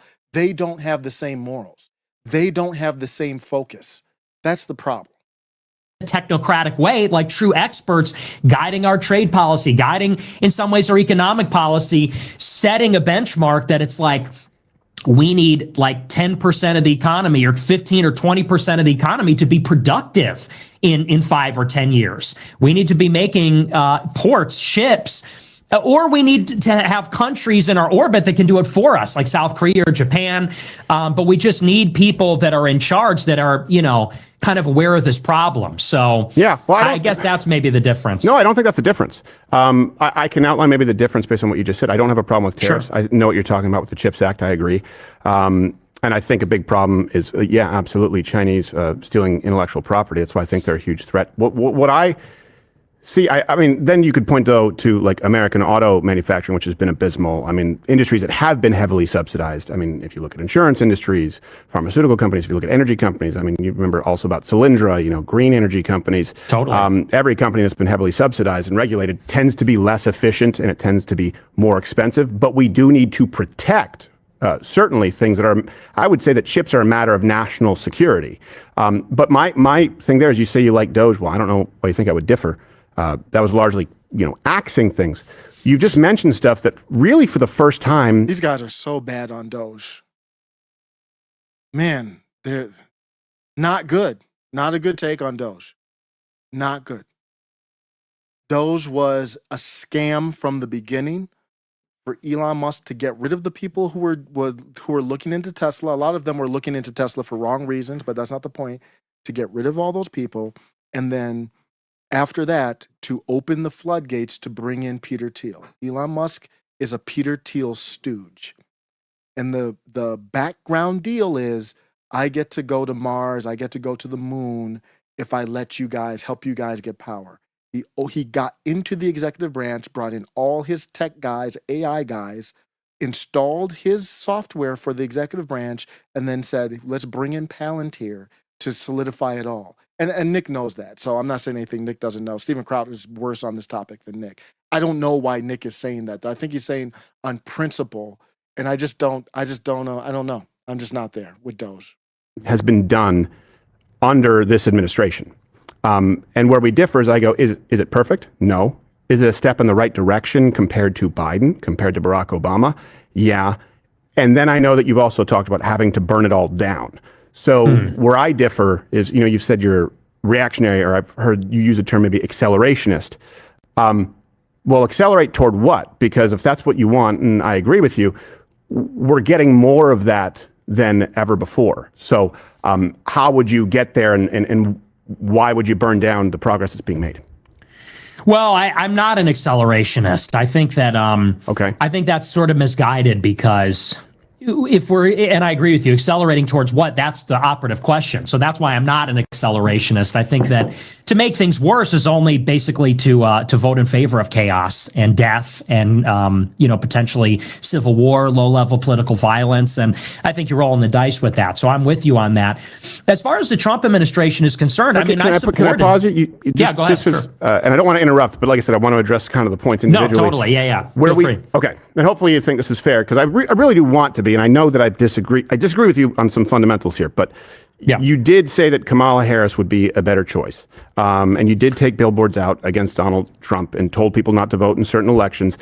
That would be, and just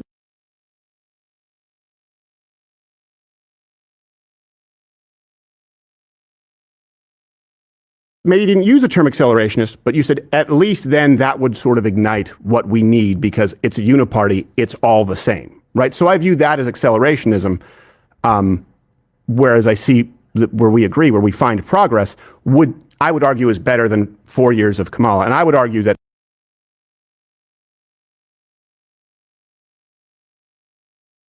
So we're arguing that Trump is better than Kamala Harris? That's what it's come to?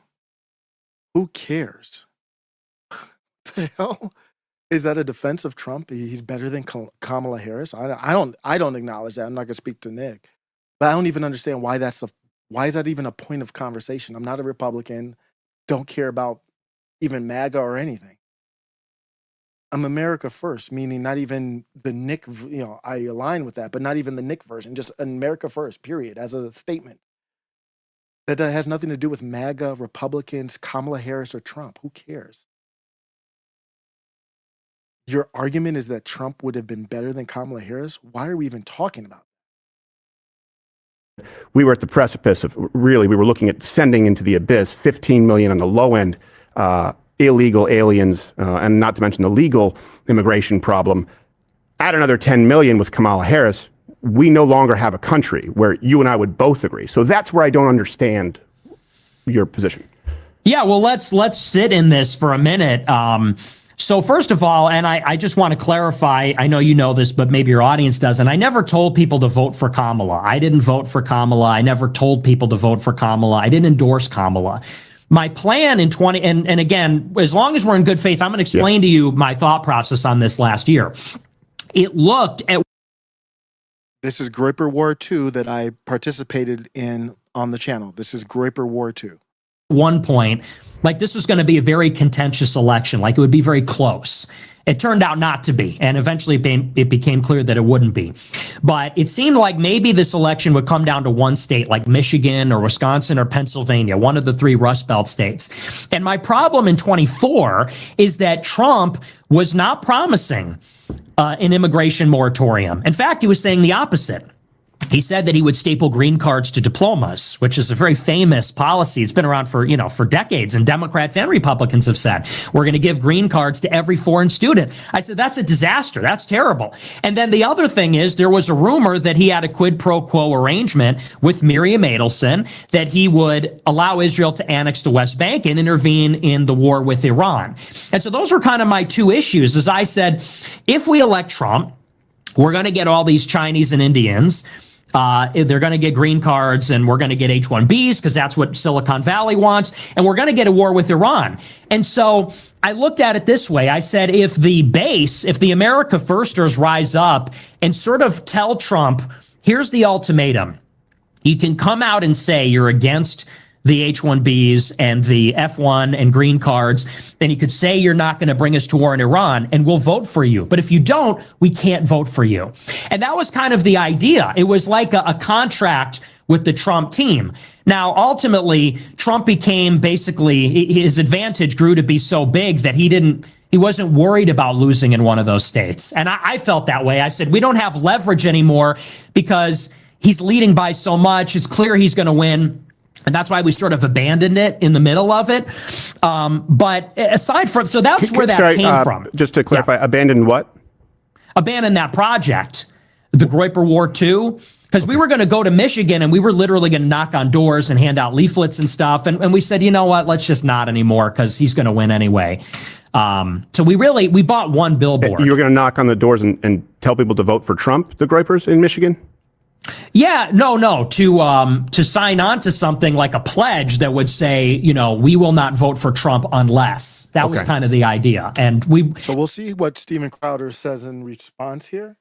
But the only big picture response, you can have little disagreements on whether you wanted to do that or not, but if you take the helicopter up, the only big picture response to this is, that is how you play politics.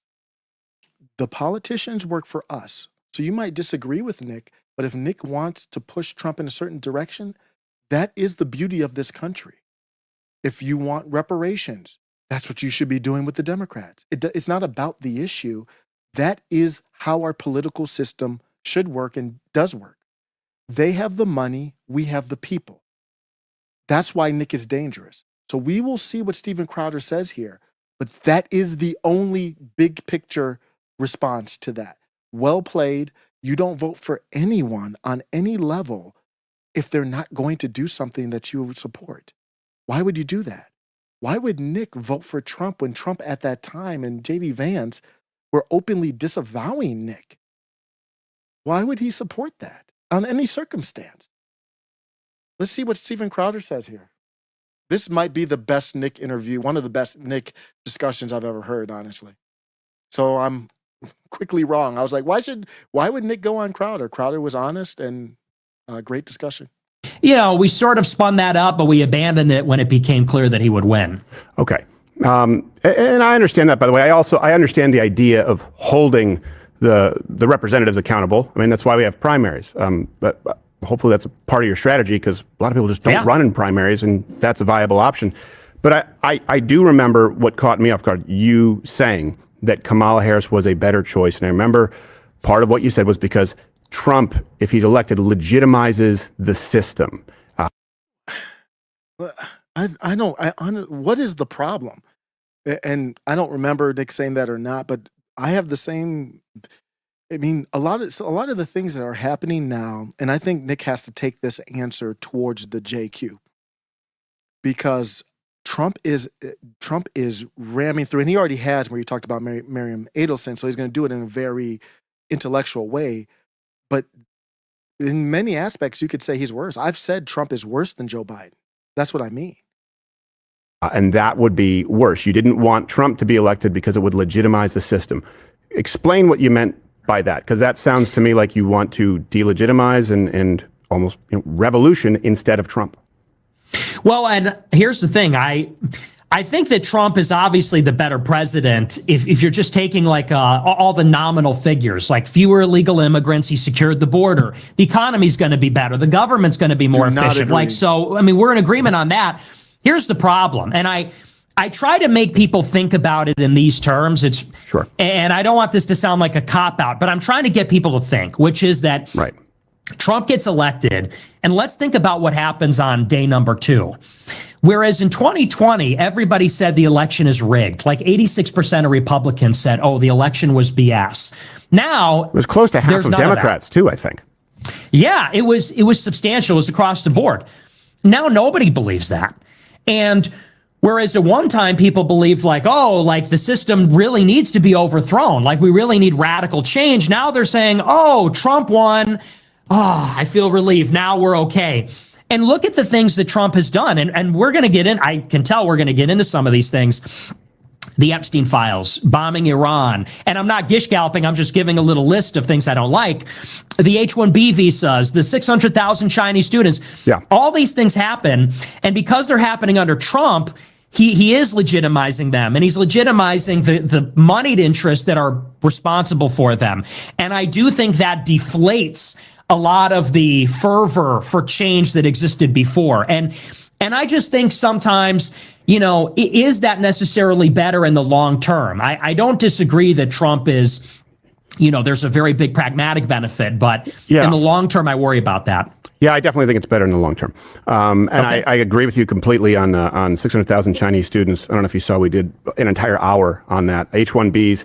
I was throttled as a result from, well, I can't say Elon Musk directly, but I believe I perhaps called him a retard, whatever it was. I insulted him quite publicly. And, for my troubles, made $27 in the course of a month on X. Ashley Sinclair made like 26 grand in 2 weeks. Who knew, right? That's kind of odd. Yeah. I agree with you on H-1Bs. I will tell you, worse than 600,000 Chinese students would be another 15 to 20 million illegals and changing the census rule, which is what we were looking at, where that redistricts the entire map. And there's no chance to any type of conservative, Republican, nationalist, populist being elected. I don't care about them, Stephen. So, and? Again. And I do think that there was a lot of progress made. I would go, a lot of wins, not only the border. 99% is not marginal to me as far as reduction. I think that's pretty significant. Securing the border are table stakes. That's not something for me to be clapping about. And before leading into that election, Kamala Harris was saying she was going to secure the border. I don't think it was going to be open either way. That's the only thing. What else are you pointing to? The only thing that I give Trump credit for is pardoning the J6ers. And he had to. But I still give him credit. That's the only thing. The tariffs haven't worked out. I haven't done the deep dive into them. I like the idea of the tariffs, but it just has been all bluster. I have one thing that I'll say Donald Trump did well is pardoning the J6ers. That's it. But I'd like to go to, I understand where you're coming from. I understand that perspective. But I also don't understand what the threshold is as far as, okay, burn it all down, or we want to delegitimize the system. Because I know we lived through that. Like you just said, Republicans thought it was an illegitimate election. I did. The red line is Israel, Zionist, and Jews. That's the red line. So we'll see if they get into that. It's more than that, but that is the fundamental problem. As well. Not a whole bunch of folks at the Daily Wire back then, so I think we were on the same page. And I also, obviously, when we had the lockdowns, all of that, we then lived through 4 years of Biden, right? So it was already seen as not legitimate. We saw the results. I think the results of not electing another Biden is better. But I would like to roll a clip, because I think it's in this vein, and might help set it up. It was where you discuss, Epstein, too. That's one thing. Of course, I absolutely agree. I don't know if you know, I recreated the Epstein cell down to the millimeter and tried to hang myself with a force meter. I saw that, yeah. It's possible, not likely. So I thought it was a huge mistake. I think Pam Bondi's an idiot. And I mean actually like an idiot, like she potentially could be a mongoloid, using the term hate speech. She's a moron, and I've always said that, using the term, and that rollout was terrible. That doesn't undo the things that a lot of people... What do you mean? Supporting Trump and his head attorney general is talking about hate speech? That doesn't undo it? Are you crazy? It's the First Amendment. Who elected not just Trump, but the cultural wins, that they want. I think there's a lot of good there, and I don't think burning it down is the best approach. But here you mentioned a new potential coalition, and I think sort of lay out a prescription as to how to go forward, and I'd like to ask you about it. And again, we'll make the link to the full show available so that no one mischaracterizes anything. Ro Khanna and Thomas Massie working together against the interests to compel the files. What do you think that has, a 90% approval rating? If you had progressive Democrats and nationalist Republicans working together, let's say to compel the release of the Epstein files, what kind of approval rating do you think that has? 90%? And what if they got together and they opposed foreign aid to Israel? What approval rating do you think that would have? 90%? Do you think that that Republicans or independents running under that brand, do you think that that would become more popular or less popular over time? 4 becomes 8, 8 becomes 16. It snowballs. And we need to propel someone into the White House that is just a populist. If the right can come down on healthcare and on a social safety net and maybe on some subsidies for education, and if the left can come down on the anti-white open border stuff and they can agree that we have a country, that party will win 90% of the vote and rule for a century. That's the compromise. That's the populist compromise. Okay, and I think you were, you articulated that pretty well. I would say Epstein already has a coalition. Everyone voted to release the files except Clay Higgins, who is a punchline, deservedly so. Like, that's the first time everyone knew Clay Higgins. Like, he really must love pedophiles. I wish I loved anything as much as he loves defending sex islands. I would like to hear your prescription for how that works, because I would say this. If the only compromise was the left on immigration, and if I believe that there was any semblance of a reality in which they compromise on immigration, and compromising on free markets to varying degree, okay. But what do we do with a Ro Khanna on the Second Amendment, on the First Amendment, on transing the kids, on reparations that someone like a Ro Khanna or any member of the Democratic Party, but Ro Khanna specifically says is a priority economically and morally, on abortion? What do you do with all of the other compromises that aren't listed? How does that coalition work, and bring me through the end point? Well, and I'm not a huge fan of either of them, actually. You could also say Thomas Massie on H-1Bs. You could say Thomas Massie on immigration also. You could say him on Israel also, as far as his biggest donor. It's not AIPAC, but a lot of influence. Certainly. But what I'm referring to is maybe more something like Trump 2016, who is basically a populist. And you look at Trump in 2016, and to me, that's kind of the prescription, where it's like, in 2016, he comes out and he says, we're going to get the money out of politics.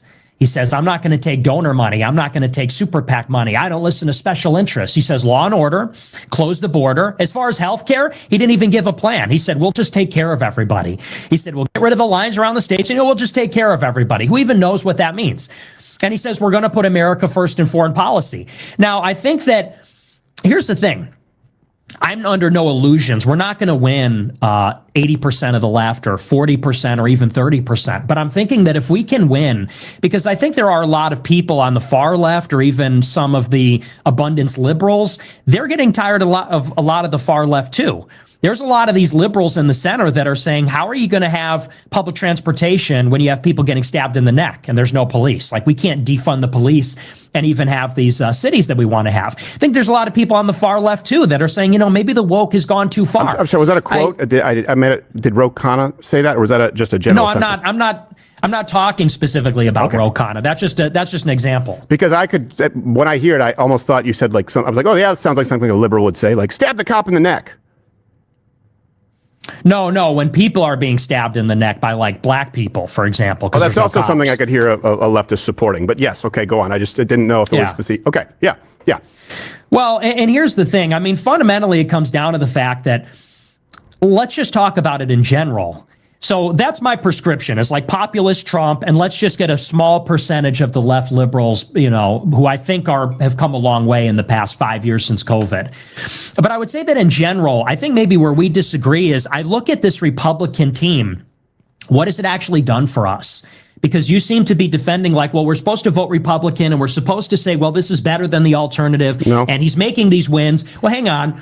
And I look at it and say, It's been 10 years of Trumpism. And, I know Biden brought them in, but we're 10 million illegals up since Biden, and there's no mass deportations. I look at the wars. We're getting into more wars, not fewer. He wanted to keep us in Afghanistan and Bagram. He's building bases in Syria. We're getting into Venezuela.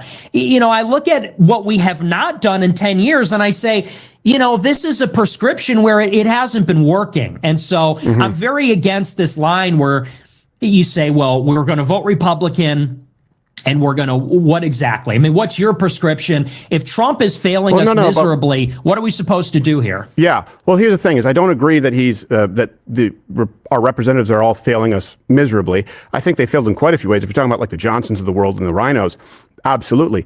But the things that you just listed, and I would, again, ask you for your prescription because I give mine Monday through Friday. I mean, every day, 11 a.m. Eastern. I've done one on voting, what we need to do. I've done one on immigration, done one on big tech and Section 230. I'm very curious as to your prescriptions so that people can contrast them. You mentioned law and order. I don't know of any president who sent the National Guard in as aggressively when we're talking about D.C. and Chicago. That way you talk about law and order. You're talking about in Chicago? Well, I'm saying any effort being made. I know what we've lived through as far as what Ro Khanna would support, Black Lives Matter, the Police and Justice Act. Again, I don't think happened under Trump in 2020. So let me ask you, what's your prescription? Why hopscotch all the people who I think watching right now would agree with you if they think that you're on board with them on LGBTQ, on immigration, on Second Amendment rights, on First Amendment rights?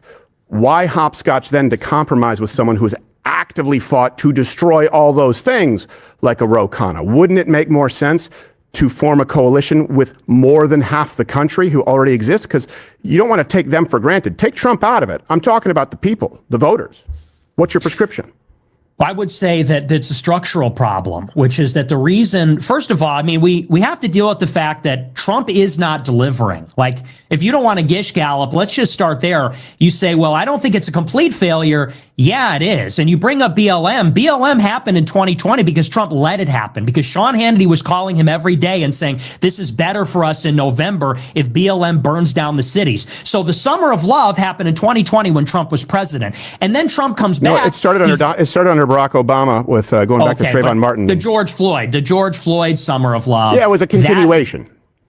Well, I think they kind of picked up on it. Don't you think? It wasn't like it was ongoing. I was there, and I had people on my show back then with Hands Up, Don't Shoot. And I remember the assassination of the Dallas PD. Donald Trump was elected, specifically his first term, because of how disruptive Black Lives Matter was and law and order. And I would say there was significantly more than under Barack Obama. But if you say they're the same, that's just where we disagree. Well, wait, what are we debating about? I mean, in the George Floyd summer of love, maybe I'm wrong about the calendar. It was in 2020 when Trump was president, and it was the worst, arguably the worst BLM violence, I think, in the 21st century. I think that was worse, actually, than Mike Brown or Trayvon Martin. And Trump was president, and he didn't intervene because he was told it'd be better for him. And now in 2025, there's no National Guard. He chickened out on that. He chickens out on all that stuff. He was going to send him to Chicago, going to send him to every major city. Never happened. Even here. You know, they're doing the deportations in Broadview here in Illinois. They brought in like 400 National Guard, and ICE is still getting chased. And they got boxed in by a bunch of different protesters, one with a semi-automatic rifle. There's no law and order. Irina Zarutska died under Trump. The crime in New York under Trump. The crime in Chicago under Trump. It's a failure. And we're 10 years in. And so you say, what is it going to take? Because we elected him once, Can I ask you twice. something, though, just because this is the point I'd like to address when you say Irina Zarutska, and obviously we've covered that, and I think we're in agreement when you look at the judge and you look at the man who was released, I believe, 14 times, right, under the guise of equity, Black Lives Matter, precisely the kinds of policies that only exist because they have been supported by the radical left who run the entire Democrat Party, right? So, yeah, some of that happened under Trump's watch, and I agree. He's definitely far from perfect, and I think he's failed in a lot of ways. But who has been orchestrating? You talk about these constructionists, right? They want that, and people like Ro Khanna, people who you talk about in your coalition, it's their raison d'etre. So why hopscotch the voters who would not vote for that coalition precisely for the reasons we're discussing? Because they're against all of it, because Trump hasn't done enough to fight. I mean, COVID happened under Trump too. Huge mistakes. Fauci, awful. But I certainly think that 20 million illegal aliens in 4 years is worse than a reduction of 90-something%. I certainly think that the people who orchestrated Black Lives Matter and the people who ran those cities and the people who have blocked ICE from doing anything is worse than the guy sending in ICE with any effort at all. But let's talk about even that.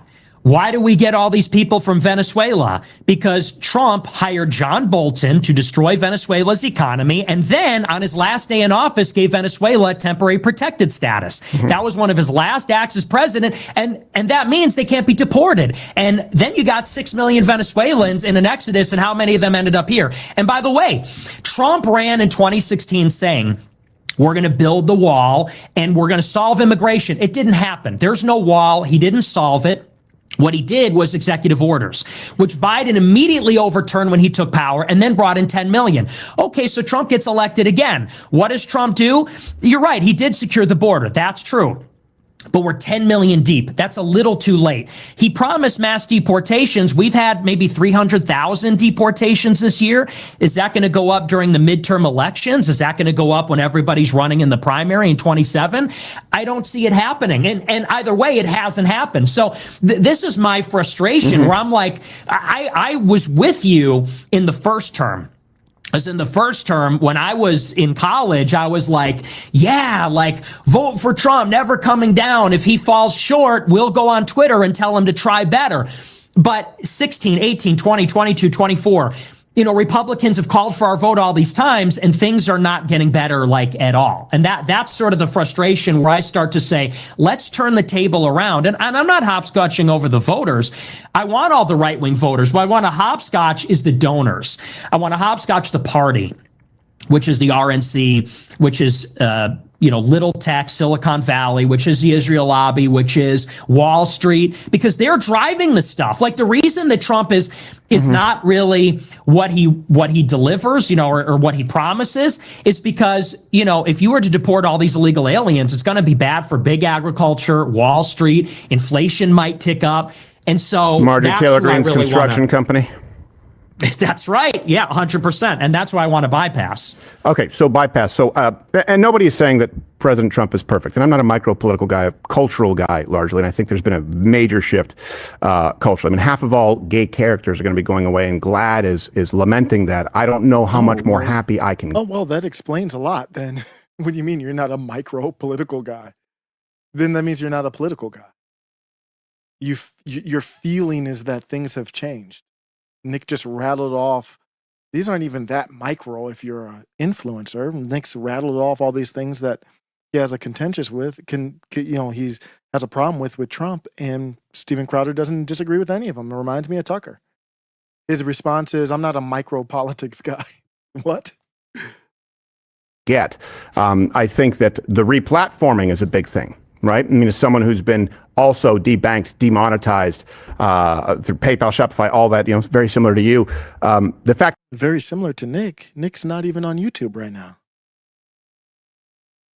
That you're able to. I'm streaming you on YouTube right now. What are you talking about?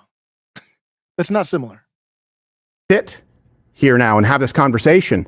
I mean, it took a lot of work from coalition people like me, turning down a $50 million contract. And migrating the world's biggest conservative, right-leaning nationalist YouTube channel over to Rumble so that you're able to do that. That's a win, right? And you could look at that like a light switch. Deplatformed, including the president himself, replatformed. To me, that's probably the biggest thing. The fact that you are able to sit here and talk when you weren't. But I got replatformed under Biden. I got my Twitter account back in May 24. Musk bought Twitter in 2022. Right. And Rumble really started to grow after Trump got banned in 21. That's when all the little tech money jumped in because they said, we're going to do True Social, Trump Media Group, Rumble, these things. So, now that Trump is back in office, there's might be more censorship. Like you have people. But Elon Musk put you back specifically. He bought that to balance the powers that be. I mean, there was a point in time. But it wasn't Trump.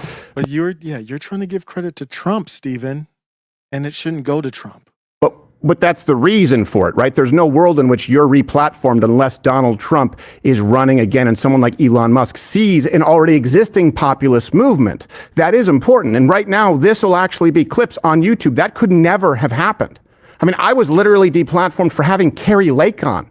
in a midterm. That's why we couldn't stream the elections. So to say that, well, that's because of Biden, are you giving Biden credit for Elon Musk buying X and bringing you back? Because I think that you got to give some credit here if you want to build a coalition. Can you build a coalition with the people going, hey, we are really anti-censorship? And no, Nick isn't on YouTube. Donald Trump promised the digital Bill of Rights, and his attorney general is talking about hate speech. A coalition with who? Really hesitant to get back in bed with the party that pushed for all of it. Because there are other people, not as popular as you, who've also been deplatformed and replatformed as a result.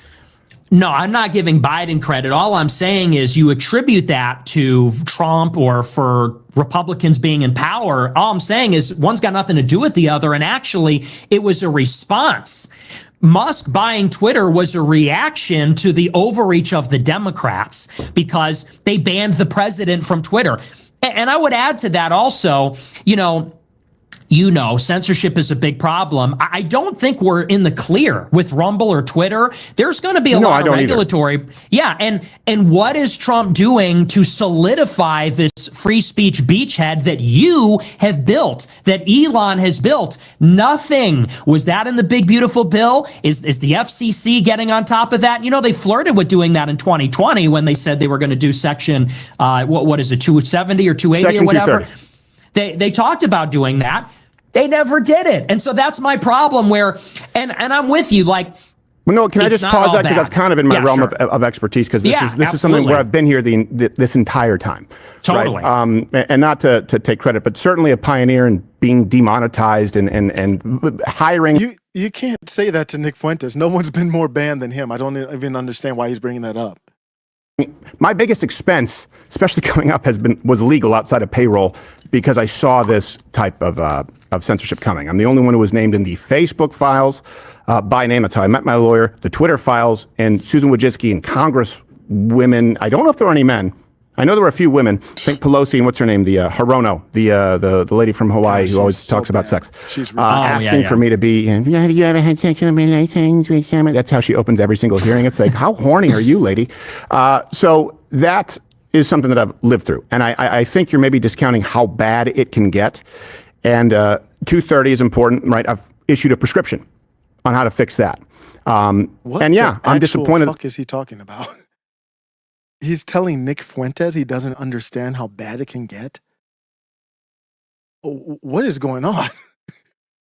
There hasn't been something fully solidified, but I would say there's a reason you're back. There's a reason that people are not afraid to speak out. And people like Trump, people who are more populist, the populists who exist on the right, they listen to their base. And I think it's good that you're pushing him. But what would be enough? In other words, would there be a threshold enough so that you don't just sort of, elope with the Ro Khannas and the Bernie bros of the world? That's what Groper War 2 was about. He already told you what it was. I have a clear list of demands I expect from you. If you don't do them, then I will go against you. It's not complicated. It's not about eloping. And I would say, what does enough look like? I would know it when I saw it. It would be not like bombing Iran is like a punchline for what Israel wants. That's pretty bad. I would say that not mass deporting people. You don't need to deport 10 million in 1 year, but 1 million per year. And how about anything? And literally anything on free speech. Ron DeSantis had some legislation and Texas had some legislation about free speech. Could we get something like that, regulatory or legislative? Mm-hmm. I just look across the board and maybe this addresses the heart of the matter. I sort of look at Trump and I say, I see what you have done for them. Can you bless us in the same way? Because they will move heaven and earth to lower the corporate tax rate. They will move heaven and earth to give $1 trillion for AI, and they will give Saudi Arabia, non-NATO major defense ally. They'll give Qatar security guarantee. They'll bomb Iran for Israel. They'll bomb Yemen for Israel. What will you do for us? A middle-class tax cut? Will you give us law and order, National Guard, mass deportation? Like, how about pick one, something? So, maybe we just different approach, because I think you share these frustrations, but you're saying, let's work with them, let's not burn it all down. And you look at me as someone that's saying, let's throw the baby out with the bathwater. And I get where you're coming from, but is that a wrong assessment? Because first off, I do want to correct, because it does matter. 2 million are gone. A lot of people self-deported, which to me is like a magic trick. Come on, bro. Yep, 2 million are gone. And that's fair. And And a 94%. Okay, well, I'll make sure the references are available. And if people disagree, they can check that out. But there's a lot of self-deportation going on. Also, a 93 to 99% reduction. So if 1 million, 2 million are gone, I would argue. We're talking about deportation, and I'm out on deportation, but just talking about this topic, deportation separate from self-deportation. I mean, don't bake those numbers in. Come on, bro. That's lame. Number is 2 million, and you reduce it. I don't think that's marginal, and I think that's probably the biggest issue if you want to preserve a country. Is it enough? Is it ideal? No, but it's better than another 15 million, and the people who brought in 15 million are the people you are suggesting to be part of a coalition after it's burned down. So what's the prescription? What does it look like when you say throw the baby out with the bathwater? What does it look like? You get Trump out, you get 4 years of Kamala, right? If you had your way, 4 more years of Newsom. What does it look like? I'm asking you for the prescription, because I'll tell you, mine is primaries. Mine is having people who listen to their base. Mine is making sure that we can make incremental change. The biggest disappointments would be H-1Bs for sure. The big 600,000 Chinese students, huge disappointment. Section 230, right? I have prescription for all of those. What is yours? What does that look like? Revolution or coalition, and then burn it down, throw the baby out with the bathwater. The alternative is, that's where I think I'm missing you. Here's my prescription. I just think that we need the young people to climb the ladder. I want to march through the institutions, get them in the college Republicans, to the campaigns, to the congressional offices, the think tanks. I think that we need to engage in primaries. In 2026, I'm going to be very active, and we're going to tell everybody who's America first and who isn't, and who to vote for. And I think the people that are not America first, I think they should lose their elections. In 2028... So do I. Yeah, okay. So then, we agree on that. In 28, I think we should back a presidential candidate who is going to basically emulate what Trump did in 16, which is anti-corruption, America first, close the borders. And if that person can make inroads with the left, I think that's an interesting idea, because maybe the area of disagreement is there are a lot of people in our right-wing coalition who are kind of part of the problem. I would say there are, like, for example, when Trump bombed Iran, you had like 70% of Republicans supporting that. That's a load of crap. Yeah. And you have a lot of Republicans. I'm okay with the Iran I know you are. And I've heard your argument. We could have that one out. But I think that's a huge problem. And I think that there's a lot of people that, they're going to vote for Trump literally no matter what. And what that does is it creates moral hazard, because then I'm okay with the Iran bombing. Can you, let's talk about that. Walk me through that one. Republicans know that they can come in, they can screw us forever. And I guess the question is, for me, my prescription is I want results now. If you don't give them to us, we don't care. We will burn it down. And I'm being the unreasonable person in the room. I feel like because you're being reasonable, you are allowing the establishment to get away with everything. And they'll always be stringing you along, telling you, oh, well, it's better than the alternative. Well, in the next 2 years, we're going to get it. 2 million, that's fake. That's from the community survey. They polled 65,000 people. There's a response bias. It's not happening. And you say, well, it's better than nothing. It almost isn't, because what happens? We get a Democrat in 4 years anyway. Hold on a second. I'm not saying it's better than nothing. I'm saying that it's better than what you suggested was a superior alternative, Kamala Harris. That's the standard that we do need to use here, because you said Kamala Harris would be a better choice. I'm not saying it's better than nothing, good enough. I mean, you're talking to Dan Crenshaw. Will never be back on this show because I called him to task on the TAPS Act. I was like, well, how is this not red flag laws? No. How long are we going to stay on the lesser of two evils argument, which I do not agree with, but why? We are grown-ass men, and we're still talking about the lesser of two evils in 2025. That's why you're losing young people. Nobody wants to hear that argument anymore. Nobody cares about the lesser. Well, they're both bad, or they're both not doing what we want them to, but Kamala Harris is worse. No, I don't agree with that, number one. Number two, they're both bad. So what's your point?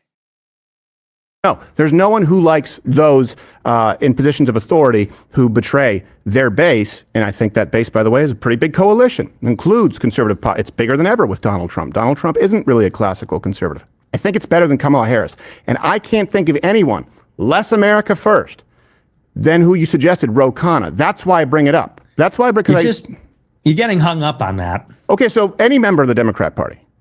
I can't think of anyone less America first than the current Democrat Party. Republicans are flawed. I believe that, go through it, Warren, Kamala Harris, who you said would be a better choice, Gavin Newsom, Whitmer. I believe they fundamentally hate everything about America. I can't name one thing.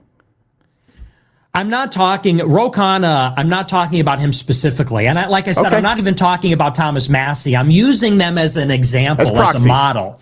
Well, as a model, because as sort of a proof of concept, because you have a Republican and a Democrat who, by the way, I don't even agree with them on most things. Like, I criticize Thomas Massey a lot. But it's an example of bipartisanship on a populist issue, an anti-elite issue that everybody supports. And who is against it? The Republican establishment, Trump, Johnson. And I'm saying that's an example of cooperation where the right can maybe lean into these issues that, you know, maybe they're nonpartisan issues and rally everybody against the establishment in our own party. And it's just, to me, that's always the disconnect, is you want to talk about Kamala Harris and Ro Khanna. And I'm saying, let's imagine a different scenario. No, I'm not. I don't want to talk about them. You brought them up, and repeatedly so. You brought them up. I brought up you. I mean, come on, let's be fair. I disagree with you. I understand your approach, though, too. I understand your approach because I feel that way, like I said, about the conservative guard in media. In other words, we'd be pretty much on the same page. Anyone in conservative media, and we've seen it where they are gatekeepers, but there's a mechanism to fix that. And we've seen that change. And Rumble is a big part of that. And I agree with you. More needs to be done about Section 230. But I brought them up because you use those examples. And as someone who believes that they fundamentally disdain America, Kamala Harris. To be fair, she's really dumb, so she may not actually know what she believes or thinks. But I do believe like a Whitmer hates America. I do believe that a socialist like Bernie does, and I know people say he's a populist, but I don't go along with that. But I understand your point. Let's just chalk that up to a disagreement. There are some other areas if we want to go through where we probably agree, probably disagree, because I think you presented it pretty well. I just think we disagree on that, if that's okay. Yeah, sure. So some of the positions that you've presented, for me, where I think we might disagree, but you could clarify, have given me pause. Second Amendment. That's a big one to me, a fundamental one, because I come from a country, I would also say socialized healthcare, because I've put several family members 6 feet under who would have lived in the United States, being raised in Quebec. It's awful. But the Second Amendment, considering the amount of threats, and we've talked about this, everyone has since Charlie Kirk, right?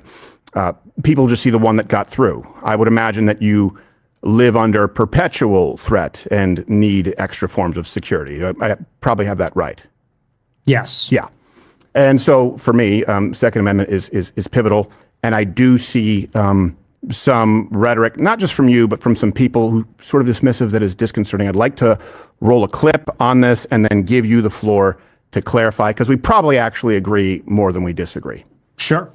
There's this question of our government has no efficacy and it's not responsive to the needs of the wants of the people. So it's not really a democracy, and it also isn't working. So what do you do in that situation? Well, people start to say, and this is, you know, as you know, this is the natural evolution of things.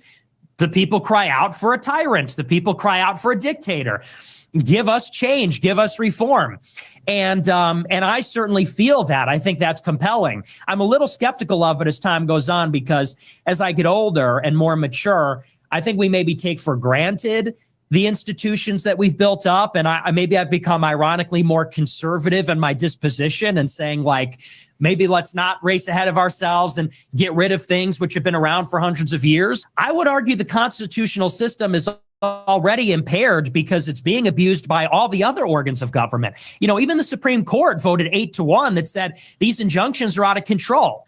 And you've got these like procedural things in the Senate, the filibuster. The president can't fire as many people as he'd like to fire without all this oversight. It's like, you know, we do need an executive organ of government. So I would say that we should start with a more powerful president.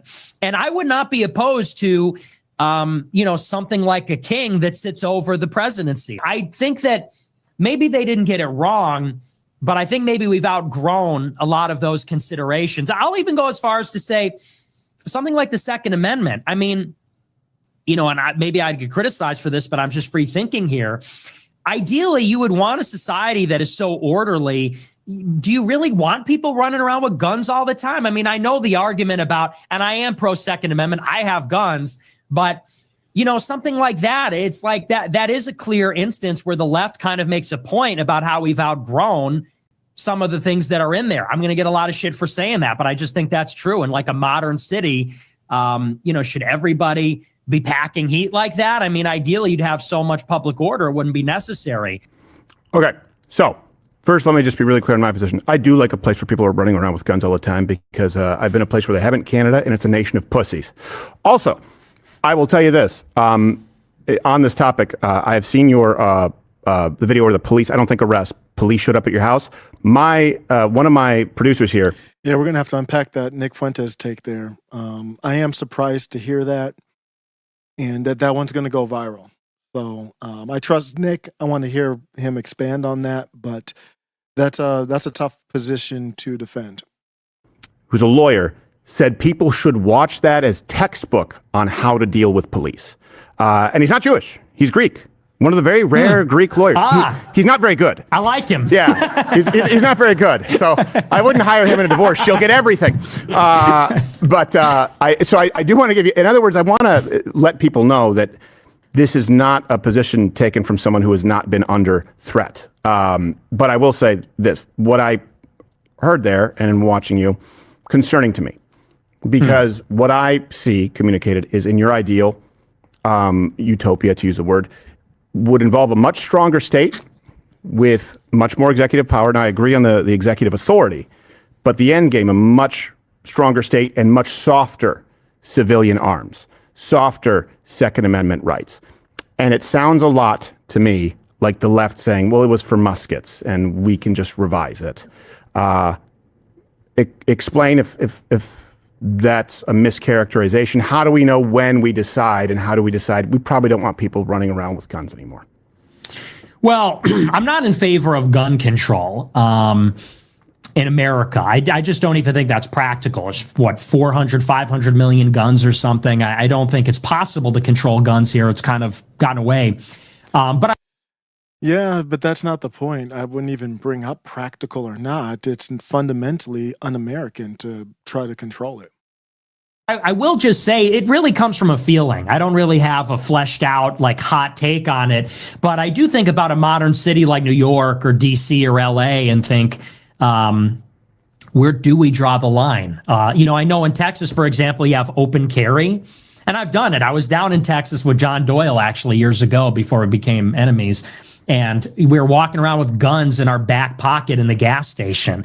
And I'm thinking, I actually don't know that I want to live in a city where people are. I wonder if my impression on this is going to be the biggest part of the interview, even though it's great. This is great too. I haven't heard Nick on 2A in recently. I think what we're seeing here is, my impression is Nick's feeling like if the government was run properly, we should have the right to, but we shouldn't feel the need to. I think that's where I'm getting from Nick here. Back to Loudereth Crowder, Nick Fuentes, probably wrapping up. Man, I actually have to go in a little bit. I don't know if I'm going to make it through the whole thing. Literally walking around with guns hanging out of their pants. I guess I already do live in one. I live in Chicago. They don't do it legally. Well, I was going to say that might just be a Chicago thing because everyone in this studio is strapped right now, and I love it. Like you're almost making me erect in your description. I caught myself. I'm like, oh wait, that sounds like the South Side. It sounds like Inglewood actually, but so I guess I'm in favor of like concealed carry. We should be able to own guns. I just, maybe it's a cultural thing because I did grow up in the Midwest, and my parents actually trained people in how to use firearms, but we're not like a gun nut family. Forgive me if that's a pejorative statement, but we're not enthusiasts. And so there's something to me about it that I just feel like at a certain point it becomes less safe, more than more safe. So, but like I said, I don't really have a fleshed out take. I'm ideologically in favor of the Second Amendment. I do support it. I don't have any prescriptive gun control measures. I just think there's a limit to it, and I get a little uncomfortable by some of it sometimes. Okay, well, I think that's a fair answer if it's just sort of a feeling thing. I think that in combination, hopefully you can understand where it's prescriptive as far as a stronger state or theocracy or I feel like I know I've heard you use the word dictatorship. It could be, again, tongue in cheek with softer Second Amendment rights. That's a huge concern to me. But I think that's a fair answer. If you don't actually have a prescription for it, all right, I would ask that you not create any kind of a coalition with someone who would take any guns away, because I have them hanging out of my pockets all the time. As a matter of fact, I've created new pockets for my guns. I keep forgetting you're Canadian. That seems like a big hang, maybe because you come from a country without it, but I am American. I was raised in the land of pussies. So I was born in Detroit and was raised in the land of the spineless from 3 to 18. Trans-American, huh? No. You identify as American, huh? No, yeah. I've actually tried to publicly denounce my Canadian citizenship many times, and I don't know how to. I've just said it on air, like I denounce it. I'm so ashamed of that. And my mom, who was French Canadian, I mean, gosh, many decades ago, is embarrassed by it. So I'm not Canadian. I'm never running for office. I just don't want people to actually think I'm Canadian, because that would be awful. Okay, sure thing. Well, I mean, me, as far as just one last... We agree. Look, Canadians are awful. We have to agree. They're the worst. But they're your people, Steve. They're your not people. Oh, son of a bitch. All right. I hate that country. It is awful. It's also, by the way, probably why I'm much more in favor of a two-party system, because I come from where I was raised, a parliamentary system. And when I had it explained to me, I said, so someone can become the leader of this country with like 28% of the vote. How is this not retarded? You know, and it doesn't work very well either. It doesn't mean that either is perfect, but yeah, Second Amendment is a really big thing. But I also understand too, because I was under that impression coming from a place where not a lot of people had guns. But I will tell you this: my prescription is there is no limit. You would probably consider me an extremist on that, and almost all mass shootings take place in gun-free zones. The lowest number you'll find is 94%. Increased gun laws do not at all correlate with decreased crime. Matter of fact, quite often the opposite. And guns save far more lives each year than they take. So that's one of those, if you're a pragmatist, which I know you've said, guns, homicides each year. And this is my soapbox, and I'll get off just since I know you said you're not convinced either way. There'll be anywhere from 15 to 20-something thousand each year homicides. Defensive uses, low end, 500,000 to 3 million. And that's a low count, because so many defensive uses of firearms, like you mentioned, just someone showing it, right? They don't need to be fired. They save far more lives than they take. And that's one where I say, yeah, I want an armed society, because I know what it looks like where they're not. And in Canada, Montreal, where I was raised, they pretty much invented the school shooting. We had École Polytechnique, Concordia. I had friends at Boston College where there was a guy who roamed the Maritimes with like a shotgun and shot multiple people for days, and no one could do shit. That's how bad it is. So that's me making a pitch, since you seem like you're reasonably open to it. Well, I agree with all that. I guess the feeling comes from, you know, there's this sense in American conservatism of like, well, they can't take the guns. And I feel like there's a sense that guns are going to protect us from tyranny, and I feel like they haven't. I feel like, especially someone like myself, the government can touch you. The government can do what they want to you. The government took my money, put me on a no-fly list, and if they wanted to get me, they could get me. Right. And so I just... They have I gotten feel like you. People... They have gotten you. Yeah. And they've gotten me, too. You know, thank God we're here. But no, and my heart goes out to you. I mean, being subpoenaed by the ATF and being threatened to be investigated by the FBI, along with the Nashville police, they can. But then apply that to society at large, and you end up like Australia with COVID camps. Yeah, and I'm not against all guns. I just think that conservatives need to think beyond that issue, because they tend to consider that the last line of defense. I feel like if you lose everything else, the guns won't protect you either. That's why I'm more proactive. Like, we really need to do other things, and that's why the Second Amendment's less of a concern to me. Yeah, and I understand that. I would just say, if you're not pretty steadfast on that, you will lose everything else. Historically, there's no exception, and that's why it's so important to me. But I think we're pretty close on that. And maybe if ever you're around, I can take you shooting. What about this? I have a little gun right here. I had to take it out because when I sit down, it digs into my gut fat and leaves a gun imprint. That's a cute little gun, right? That doesn't intimidate you. Look at this tiny little thing. That's a good gun. It's a little Kel-Tec. You know, if you come down, we can shoot it sometime. And they won't even know about it in Chicago. Don't carry illegally. Okay, so that's a big issue for me. I would say the biggest issue, since you can go back when I was a teenager as well, we share that in common. Second Amendment, First Amendment. Again, socialized healthcare, very important to me just because of the results. I understand where you're coming from, saying that our system is broken. I just have seen how much more broken it can be. Immigration, I think, is probably the biggest issue of our time, both legal and illegal. I think we agree, maybe different methods, if that's fair. But I am for you. I don't want Texas to look like India. We have a segment, Totally, yeah. Eye on India, where it's pretty much just human beings throwing shit. It's a terrible, terrible place. And I don't believe that they're smarter. I don't believe that we should be replacing Americans. So I think we're on board there. But freedom of speech, big thing for me. The fact that we're able to have this conversation and the fact that I will take so much crap for even having it. I hope that you can appreciate it, and I would do it again. That's a big one. Now, I want to play a clip for you that The Hill took, and they edited some stuff in this clip. I'm sure you're aware. And then towards the end of this, for fun, I want to go through some rapid fire viral clips that have no context so that you can address them, because these are the ones that people see of you sometimes. Sure, yeah. So this is the one from The Hill that they ran regarding, I guess you would say freedom of speech, but seems pretty severe. And then I would like to roll, not the whole 2-hour show, but a longer clip so that people can see what they cut out. And then we can talk about it. Is that fair? Sure, yeah. Here's the Hill clip with, I think the two hosts who presented it, I think one of them is gay or just acts like it. There is an occult element at the high levels of society, and specifically among the Jews. So many of the people that are perpetrating the lies and the destruction on the country, they are evildoers. They are people that worship false gods. They are people that practice magic or rituals or whatever. And more than anything, those people need to be, when we take power, they need to be given the death penalty. Straight up. And I'm far more concerned about that than I am about even non-white people or mass migration. These people that are communing with demons and engaging in this sort of witchcraft and stuff, and these people that are suppressing the name Christ and suppressing Christianity, they must be absolutely annihilated when we take power. This is God's country. This is Jesus's country. This is not the domain of atheists or devil worshippers or perfidious Jews. This is Christ's country. Now, for those watching, that is what The Hill ran, right? And of course, people were horrified. They did edit out a very particular portion of it, which I think is relevant. So forgive me if you need to take a sip of water. I want to play the longer version, and let's see if people can see what was edited out, and then give you the floor to explain it.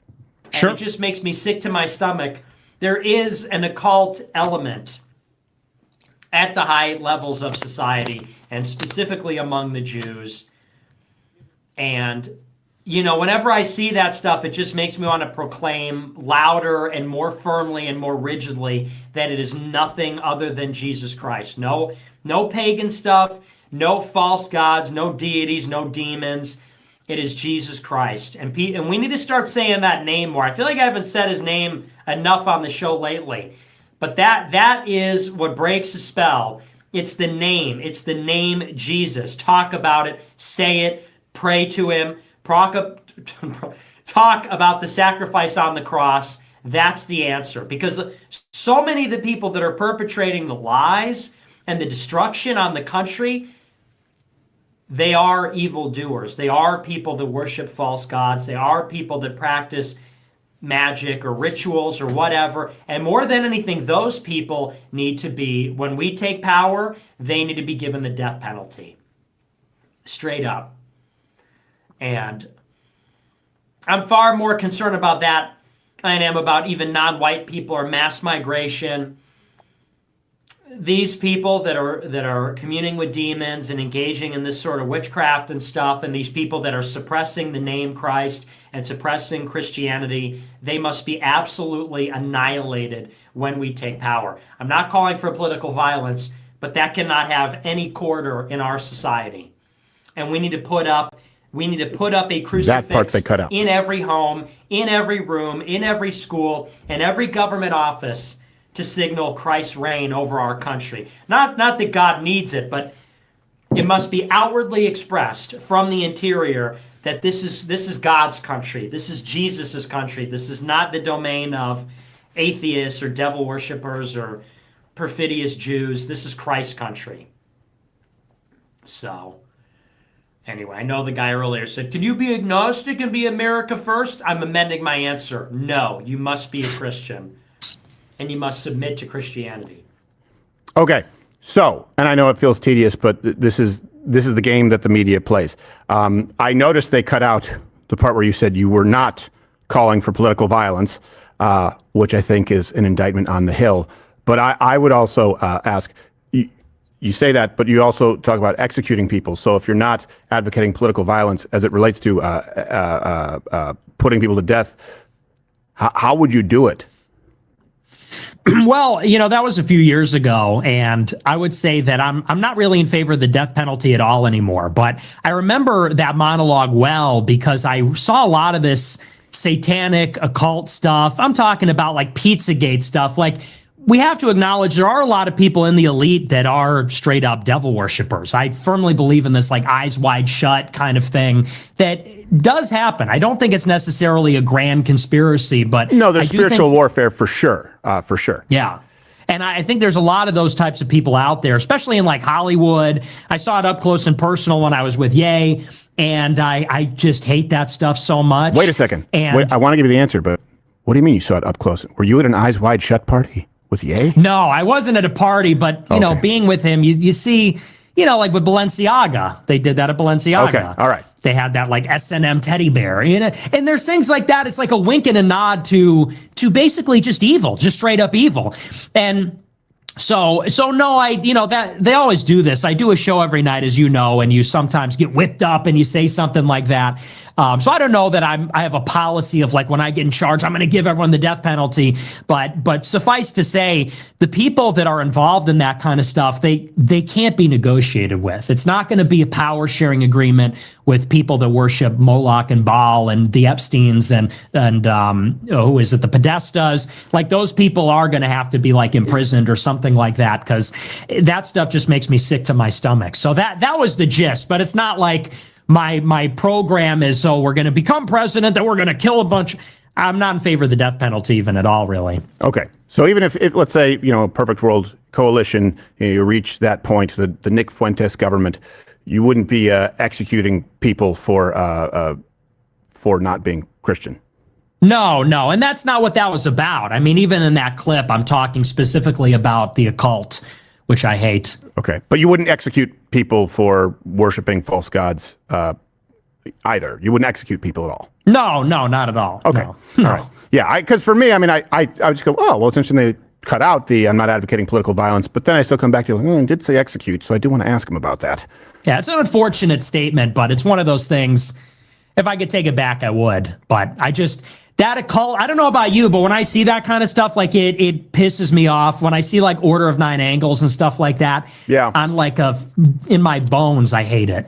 Yeah, I hate evil wherever it may be, and I do believe, this is my belief, that the progressive left is a death cult. That's the only common denominator that I see. If you look at the abortion policy, if you look at the mutilation of children, if you look at, even it's whenever you see an LGBTQ flag next to a country that's represented by Hamas. Now, I'm not saying all Palestinian people. I'm saying those two can't be reconciled, where you go, how do they have this? How do they have these? Well, the only commonality is that they can't stand the United States. And it's a death cult. And I think what does bother me a little more sometimes is I see a lot of immature Christians. And I know you've talked about this as a Catholic who obviously has much more of an understanding of your theology, or maybe sometime we can have a conversation about that. We agree, disagree. But I see a lot of young Christians who come in and they think that everything is like satanic, like a proactive satanic worship. I'm going, well, hold on. The biggest threat is making yourself God. Like abortion is just sacrifice at the altar of self. Are there people involved in the occult knowingly? Yeah, but there are far more people who succumb to temptation and evil and worship the devil without knowing it. And I think a lot of people kind of sound nuts and unreasonable because they don't understand theology sometimes. Yeah, no, and I agree with that. To me, it's completely irredeemable when you just, it's explicit. because there, like you say, there are a lot of people that do it unknowingly, and maybe it's guided by the best intentions. You know, the road to hell is paved with good intentions. It might be out of empathy or, you know, some kind of ideology. And I agree with you, but to me, it's like that explicit occult stuff. It's, you know, that to me is irredeemable. I mean, it's obviously, whereas Christians, we don't believe it's actually irredeemable, but to me, it, like I said in the clip, there can be no quarter for that, especially in the halls of power. As far as the left is concerned, I mean, you're right about that, but I don't hate it as much, actually. The left? Yeah.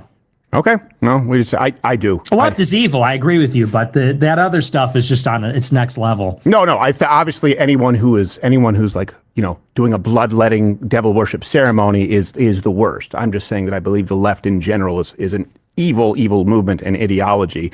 And I mean, for proof, look to Canada. It's both evil and a nation of pussies. It's almost hard to make that happen, but somehow they pulled it off. And I also think the coalition that you see with the left. And big business. This is where you say donors, but I just mean corporatism, period. Like BlackRock. I mean, we had an investigation people can go and watch. Funny enough, McKinsey Company was one where we got a lot of blowback. But BlackRock then threatening Rumble if they don't remove us to take legal action. And I don't even think it was a Jewish lawyer, which is kind of funny, just as an aside. So I think that's why it didn't go anywhere. It wasn't very good. Say what we want about it. They tend to be good as lawyers.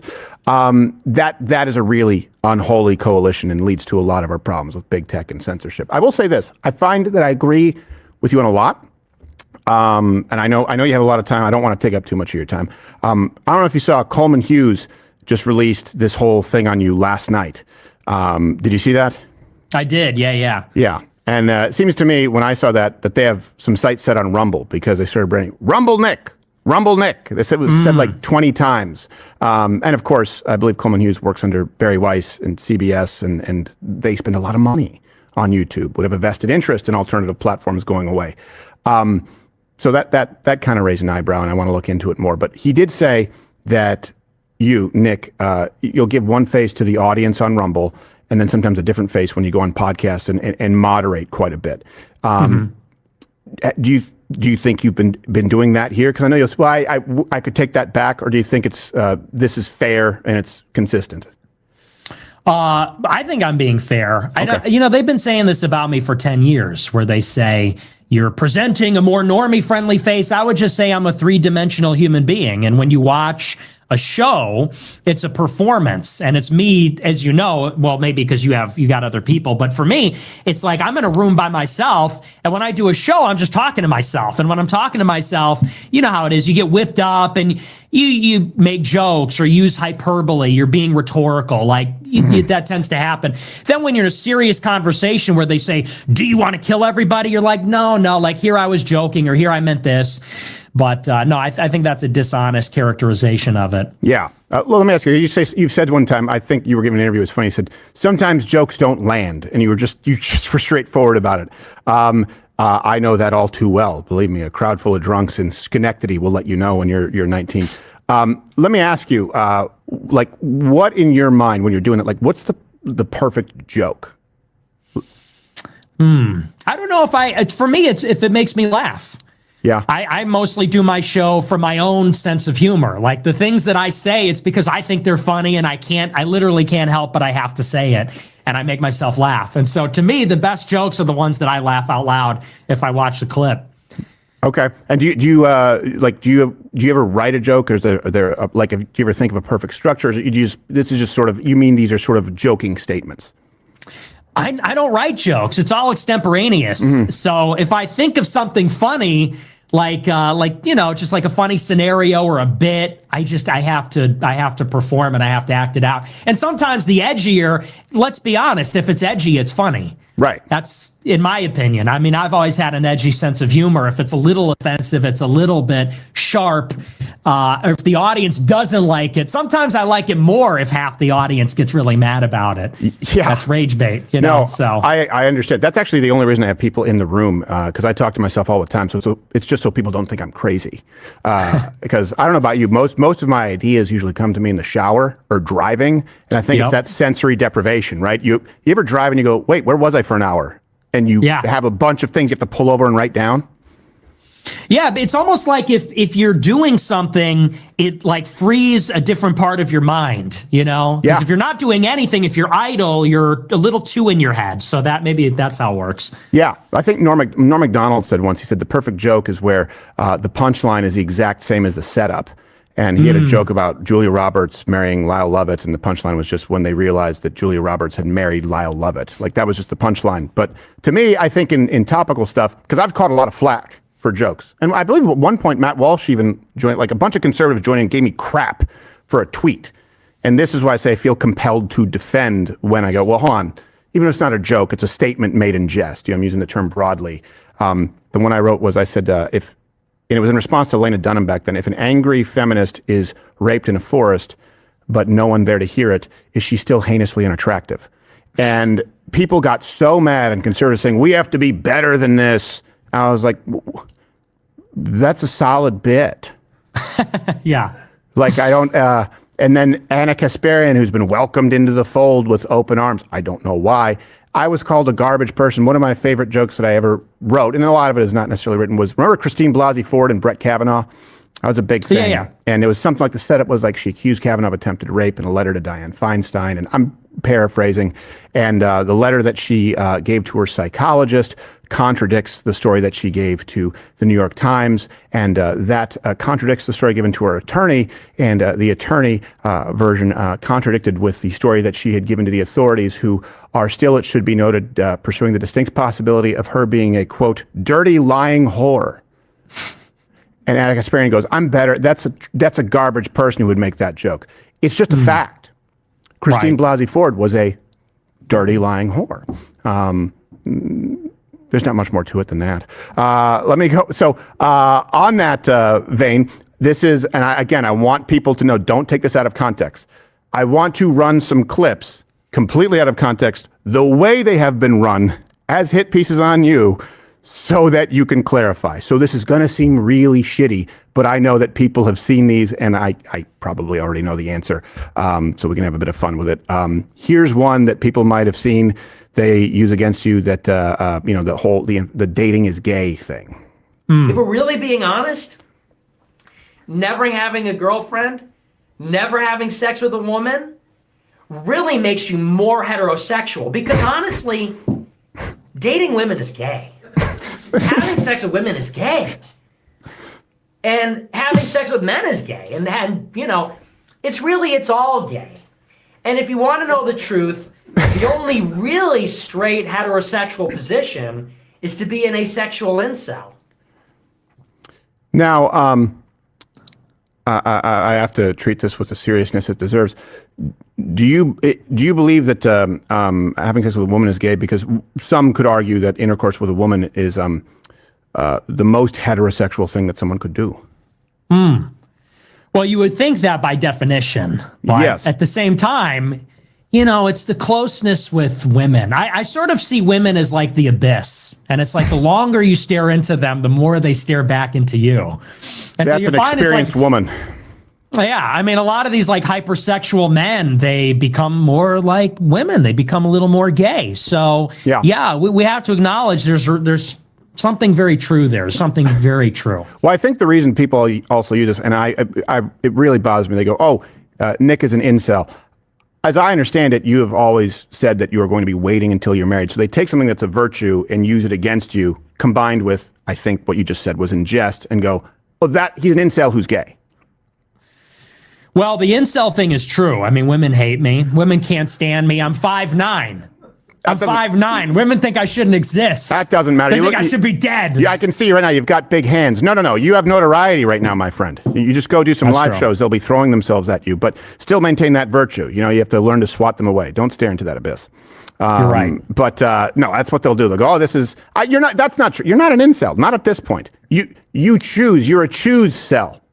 A Volcel. I'm Rizless. I have no Riz, Steven. Okay. All right. No, and I won't do it. I won't do the playful banter. I won't. You won't? All right. I got it. Well, I don't know what I've learned about drip. So neither one of us is wearing a whole lot of drip, but you seem to have a nice watch.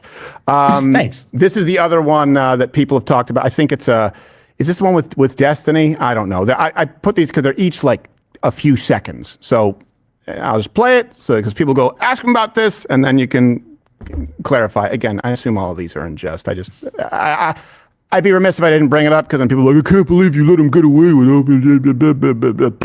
All right, roll that one.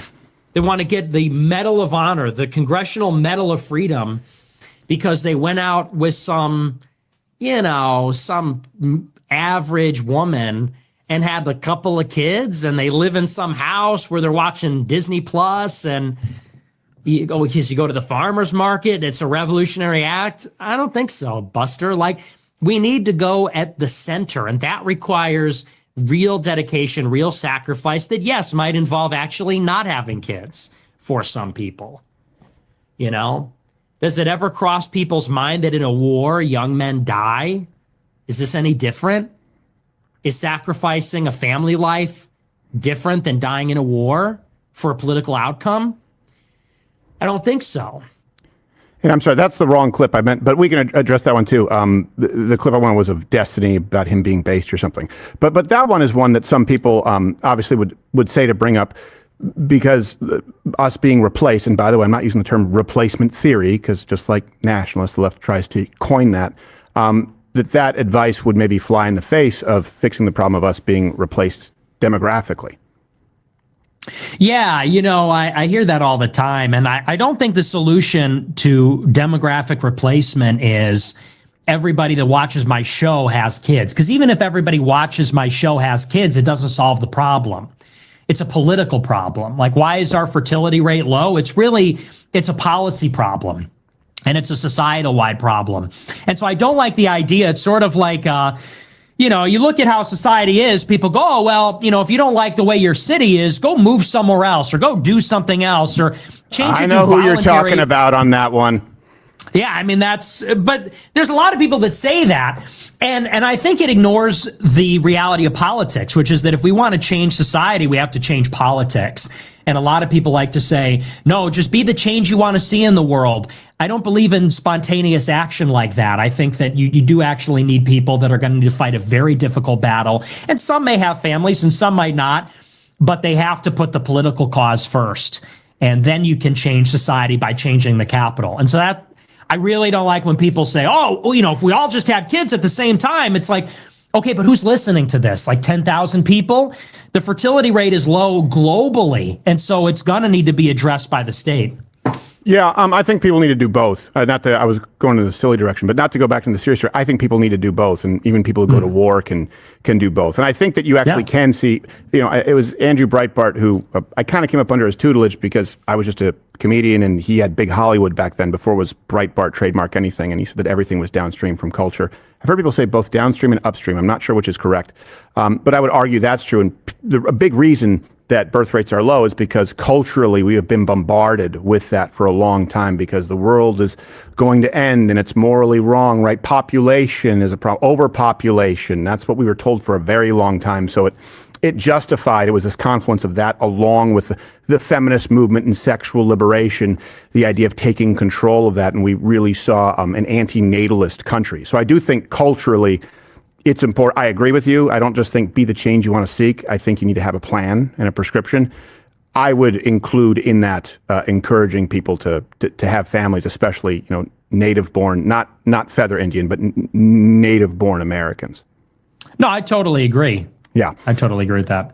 But I understand the point that you're making. That can't be the only thing. But I also don't want to take for granted that there's been some headway made on that, where you actually have a lot of young people now who are very pro-family and understand the necessity. Whereas when you and I mean, you're younger than me, not that much younger than me. When you were young and I was young, that wasn't considered a virtue or a duty at all. As a matter of fact, the opposite. So I've seen the pendulum swing, and I definitely want to continue that momentum. Yeah, me too. No disagreement. Okay, this is the one. It's not Destiny.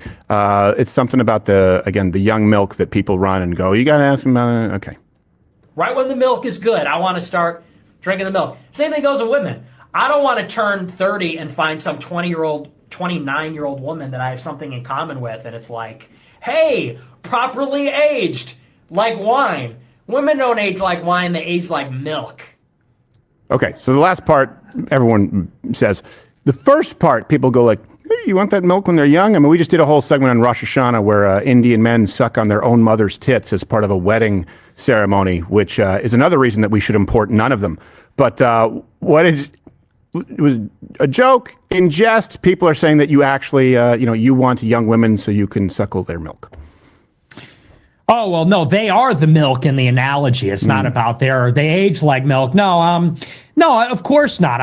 I think the age of consent should be like 25, honestly. It's like these 20-year-old children are out there getting married and having sex in college. I don't know how anybody's okay with this. Yeah. 20 years old, that's a child. That's a literal child. And men are having sex with them. It makes me mad, honestly. Well, now you've gone too far the other way. 25. Like if it's a 20-year-old and a 20-year-old and they get married, like Mary was pretty. She wouldn't meet that for like another 10 years. We wouldn't have Jesus Christ. Yeah, but now with the with the seed oils and everything, it's different. So I think it should be way, way higher. It pisses me off. 20 years old, that's a literal kid. I can't believe you would even say that, to be honest. What? Two 20-year-olds getting married? That's a literal child, Stephen. How could she consent? She's 20? Oh, okay. All right. You're being facetious. I'm teasing. I thought we're being funny. I didn't know. Well, yeah, I know, but you were just doing the opposite of it and considering that people will take it seriously. I said, I don't want them to take that. And they're like, see, Nick is inconsistent. No. I thought we were joking. Yeah. No, that is one thing too. Like it's just older women who are jealous that men like younger women. So yeah. Bingo. Yeah, that's exactly right. How many 40-year-olds go like, well, you just want her because it's like, yeah, now do the guy's wallet. Shut up. And we have the same thing with. By the way, any questions you would like me to ask next week? I have Jillian Michaels on the show, which the funny thing is, I don't feel the need to disavow you because you've said like you're not conservative. I don't think we're in the same exact space. There's some overlap, but for the same reason, I wouldn't need to disavow. To use Ro Khanna as an example. Ro Khanna and I are not of the same stripe politically. And so we can talk about it. But any questions for the lesbian personal trainer, Jillian Michaels, who says that you declare all women want or need to be raped? You got to press her. You got to press her on letting me come on her show. I saw you tweet that. And I really appreciated, by the way, defending what I said about that topic. If I say defended what I said about rape, it's going to sound really bad. But I appreciate what you said because no, I am a rape defender. I am a huge rape defender. That's part of the overlap. Yeah, that's where we agree. Provided the man is attractive, wealthy, and not a Somali crackhead. But you didn't mention it. And that was one where I just sort of, filled in. I'm like, well, I've never seen Nick say women need to be raped. I assume that you were discussing, again, 62% of women have rape fantasies. And that you were so real for that. That was so real for you to say that. Well, it's so repeatable that someone, we've done study after study, if this is not an outlier. And what that means is a sexually dominant man. Women's erotic literature right now is far worse than male pornography. Neither one is good, to be clear. Have you seen this book with the centaur thing? That's the new trend? Yeah. Oh, yeah. It's disgusting. Yeah. It's like, look, even, as a teenager, I'm not going to lie and say I've never seen pornography. Of course, I've dabbled.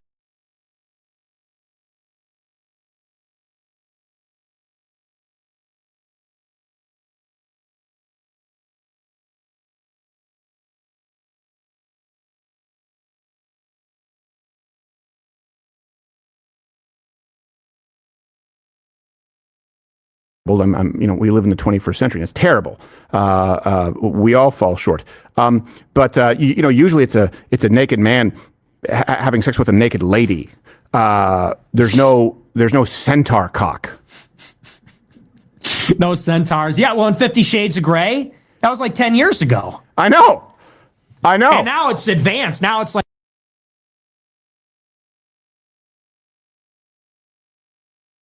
refined. Yeah, that's where that came from. And we're all going to pretend like we don't know what's going on there. Like they don't want to be choked now and everything like that.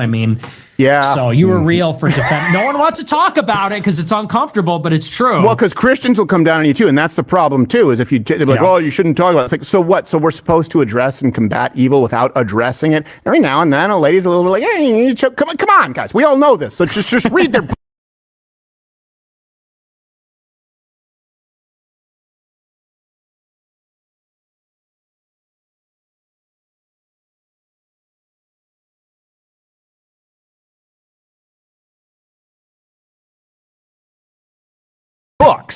Look at if Fabio's on the cover, read the book, go 5 pages in, someone's getting raped. And, we could argue whether it's healthy or not. It depends if the movie. I forgot. I double muted just because Mike has bad knees was like you talking to somebody. I was like, let me just make sure this is not going on air. But we're talking about centaurs and chokes. Let's keep it going back. Strikes. Is there anything else that, we do have some chat from people. Would you like to take a few chats and also let people know where's the best place for folks to find you since you are no longer deplatformed? Yeah, I'm on X, Nick J. Fuentes, and Rumble, Nick J. Fuentes. And yeah, let's do some chats for sure.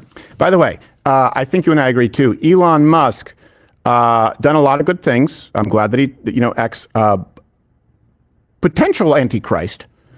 Do we want to take some? It's a candidate. It's there. Definitely on the H-1B stuff. That was one where I think there's a lot more overlap where I couldn't believe that I was seeing a lot of these astroturfed people saying like, yeah, H-1Bs. That's one of those things. Huge disappointment with this administration. I cannot express it enough. And I do hope that the feedback mechanism that has seemed to work in the past with Donald Trump applies here because it's horribly ill-advised. Noodles, do you have some chats for Nick? And thanks again for taking the time. I do. First chat from Court 070. Question for Nick. With as large of a ship that America is, how fast can we right the ship? Can it be done in 4 years? It's a good question. No, I don't think it can be done in 4 years. And so in that way, I think maybe we agree on that. We need reasonable expectations. So I'm with you. I'm not one of these people that can never be satisfied. I'm not happy with it, like you said, even about H-1Bs, but no, the country can't be changed in 4 years. It's going to take 15.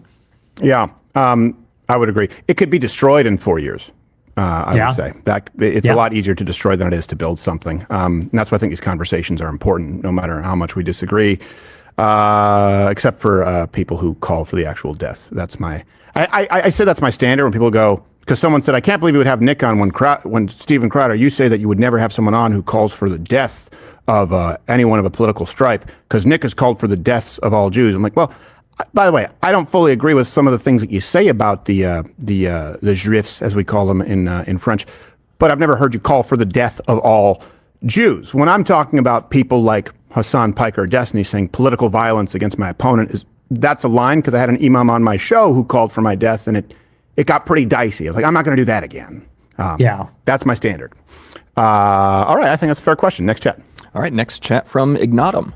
Do you consider Islam a major threat to the U.S.? No, and I said this on Alex Jones the other day. I really don't. And I think that, don't get me wrong, I don't want America to be Islamized. I don't like Islam. I'm not pro-Islam. I'm Catholic. But I think that politically, that is something that is trotted out whenever people start to scrutinize Israel too much, because it's certainly more of an issue in Europe. It's far less of an issue here. And I think that is something that they try to get us to identify Muslims as our principal enemies. And by they, I mean Zionists, because that is Israel's principal adversary in the Middle East. And I don't think they have the same ranking in America as they do in Israel or in Europe, not by a long shot. Yeah, I would say yes. And that's because I was raised. I remember the school where I went in Greenfield Park, Quebec. I watched some kids cheer when the second tower was hit. Had a very, very large percentage of Islamic students. So much so that some of my homeroom class at lunch hour was turned into a prayer room. And that's always where you and I differ is Europe. Obviously, it's a bigger threat.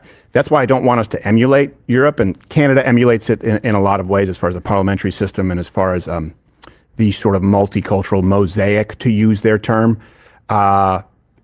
If we emulate them outside of an actual Catholic theocracy, which I know you said you don't want. You've heard me say a lot of things about Steven Crowder. Mostly I've said good things about Steven Crowder. I haven't really dissed him a lot, even though I haven't watched him as much as I used to. One thing you will never hear me say is that he's not a smart man. He is very smart. So I agree completely. Two smart guys. That's a great conversation. You know, the thing about the Tucker conversation was it was just the moment, but it was actually a mundane. I think that was a good conversation, don't get me wrong, but it was very mundane. And that's kind of Nick's goal on this, is to not be the caricature of what they want him to be. this is a better conversation fundamentally. You can't fill the void with nothing, and it gets filled by the more brutal religion. And that is something they're called to. That's why we have 200 million Muslims on earth who believe that violence against non-Muslims and apostates is justified. So do I think it's an imminent threat now? No. But we could be Europe if we follow their lead on that culturally, would be my case. Maybe slight difference. Next chat. All right, next chat from Defender XX. Question for Nick. How would you properly incentivize smart people of industry and technology into political leadership? Would you want them in elected positions or appointed? I think they should serve in the bureaucracy, because I don't really look at elected representatives as the people that are really in charge. It tends to be more the departments, the agencies, and maybe advisors. Maybe there should be some kind of new creation, but we live in a technological society. I think we need some level of technocracy. It's sad that we have these 90-year-old, you have Chuck Grassley in the Senate. What does he know about wafers? What does he know about chips? What does he know about any of this stuff? I think they should be advising Congress, and they should be in the federal bureaucracy. I heard that answer, and I'm a child, so I heard you say wafers and chips, and I was thinking Nilla wafers and potato chips, because I'm sure he's very familiar with those. Hey, Nilla wafers, it's noon. All right, okay. Let's grab 2 more chats and then let Nick go on his way, because he probably wants to be with his people. All right, next chat from Carful. Question for Stephen and Nick. Okay. With all the new additions to the Conservatives, what do you believe is key to prevent infighting and find our center? Ooh. First off, I don't like saying finding our center because that sounds like eat, pray, love bullshit. But outside of that, your floor, Nick. I guess the biggest thing is we have to prioritize what matters to us. And for me, when I look at it's like you said earlier, the number one threat to the country is the demographic change. And so to me, that if we're going to find the center, that's the center. And I'm willing to compromise on other issues if we're going to stop the flow of immigrants. And I don't care what the argument is. I don't care the why, but we got to prevent them from coming in. And then I would say on top of that, the priority is we got to put America first in foreign policy. So in trade and war, we really need to fight the corruption. And so I think as long as we rank those things, we can redefine what it is to be America first. Or not redefine that, maybe enshrine America first as the center of what it is to be right wing. And then you could say a guy like Mark Levin, he really doesn't land on the same side as us because he's not on board with that. Neither does Shapiro. So that I would prioritize, and maybe we can reconceive what it is to be on the right. Yeah, I don't know. I'd have to ask Ben Shapiro and Mark Levin and see where they line up, because I think on some of the close-handed issues... I completely missed that last answer. That's an important answer. Let me bring it Say back. A guy like Mark Levin, he really... I want to know how he defines that. For me, it has to be your views on faith is probably the fundamental. Not that everyone's going to be Christian, but if you are anti that, then it can't work. Or appointed? I think they should serve in the bureaucracy, because I don't really look at elected representatives as the people that are really in charge. It tends to be more the departments, the agencies, and new creation. We live in a technological society. I think we need some level of technocracy. It's sad that we have 90-year-old Chuck Grassley. Instead, let's know about wafers. Let's know about chips. Let's know about any of this stuff. I think the advising Congress should be in the federal bureaucracy. Let Nick go on his way, because he probably wants to be with his people. Wait, who's the answer to the... All right, okay. Answer, and I'm a child, so I heard you say wafers and chips, and I was thinking Nilla wafers and potato chips, because I'm sure he's very familiar with those. Hey, Nilla wafers, it's noon. All right, okay. Let's grab 2 more chats and then let Nick go on his way, because he probably wants to be with his people. All right, next chat from Carful. Question for Stephen and Nick. Okay. With all the new additions to the Conservatives, what do you believe is key to prevent infighting and find our center? Ooh. First off, I don't like saying finding our center because that sounds like eat, pray, love bullshit. But outside of that... I mean, you can't... The new additions to conservatives. What does that mean? I don't even know what conservative means. So that question is, again, just what is the definition? You don't have any definition. What did MAGA mean? That was my problem when I started falling away from MAGA. It's like, okay, we need to define this thing. What does it mean? No one could really answer that for me. And then now you see where it is. Your floor, Nick. I guess the biggest thing is we have to prioritize what matters to us. And for me, when I look at it's like you said earlier, the number one threat to the country is the demographic change. And so to me, that if we're going to find the center, that's the center. And I'm willing to compromise on other issues. Yeah, so I disagree with that. I understand it's a problem, but that's not the core issue. I'm not on your side just because you say that. That's not enough. So I will agree with Tucker. Tucker says that, but I'm not. The question was, how do you prevent infighting? Just because you agree with that doesn't mean there's not going to be infighting. If we're going to stop the flow of immigrants, and I don't care what the argument is, I don't care the why, but we got to prevent them from coming in. And then I would say on top of that, the priority is we got to put America first in foreign policy. So in trade and war, we really need to fight the corruption. And so I think as long as we rank those things, we can redefine like what it is to be America first, or not redefine that, maybe enshrine America first as the center of what it is to be right wing. And then you could say a guy like Mark Levin, he really doesn't land on the same side as us because he's not on board with that. Neither does Shapiro. Yeah, because it's a religious thing. It's a faith thing. That's why we don't share the same faith. So fundamentally, we're not going to agree on anything beyond that. Well, I mean, there's going to be some things, but as you add more topics to the table, we'll agree on less and less and less. As you get deeper into the conversation of immigration, I will agree with Ben Shapiro less and less and less and less. So that I think we have to get more fundamental than that. So that I would prioritize, and maybe we can reconceive what it is to be on the right. Yeah, I don't know. I'd have to ask Ben Shapiro and Mark Levin and see where they line up, because I think on some of the close-handed issues, they do. What I don't want to see happen is the only litmus test be if someone morally opposes Israel. I think that... No, it's not the only, but what's more fundamental than that is the faith, in general, your faith. See, that's the problem I have with Crowder. That's why he's better than most. He's better than, obviously, than Tim Pool and others, not to just comparing them. Tim Pool and Jeremy are from the quartering, but I don't understand that. No, it's not the only, but it's a pretty big issue. So it's almost like you're trying to shove it aside like it shouldn't be a big issue. That's what it comes across as to me. It needs to include people, this coalition, people who think we should cut all funding and we should only look out for our own interests and remove ourselves from foreign entanglements. But those people can also say, I hate Hamas, and I think that Islam as a prescription is a greater threat to the West. We may disagree, as long as I think the important close-handed issues, I would say, for me, immigration, absolutely, both morally and pragmatically. People say demographic change and they go great replacement there. I'm talking about like this country will cease to be. That is the thing. And you combine the mass illegal immigration, the mass H-1Bs with the census rule change. That is huge that people have overlooked. I mean, I will say for all the flaws of this administration, I don't know anywhere else where you get a Tom Homan. Big fan, had him on the show. That's a guy who really is uncompromising, and he talks about the moral imperative to deport everybody. He made it on this show. He said that once they've seen what I've seen, they would. So immigration, I would say First Amendment. I would say Second Amendment. I would say the idea of the destruction of the family.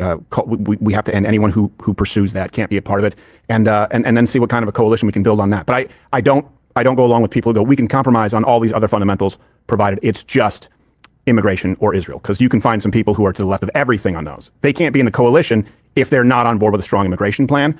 But I think we can determine the close-handed issues versus open-handed issues, like you're talking about, intervention, for example, tariffs. I think people could be pro or against tariffs. I am pro these tariffs, but I wouldn't exclude them. Okay, final chat. All right, final chat from Elenoism. Question for Nick. You say that bombing the Middle East for Israel is not America first, but you also say you're against bombing Venezuela for killing Americans with fentanyl. Care to elaborate? Yeah, well, as far as Venezuela is concerned, I'm much more in favor of intervention there than in the Middle East. And I've gotten a little flack for that because I do believe that the Western Hemisphere is our domain. It's our sphere of influence. That's the Monroe Doctrine for 200 years. As far as the boats are concerned, though, have I said I'm against that? I guess what I don't like. My impression was that, just to be clear, my impression of you, tell me if I'm wrong, was that you said, like limited parameters, we have to define objectives clearly, but you supported that more than other interventions. You could be persuaded. That was my impression of your view. Am I wrong?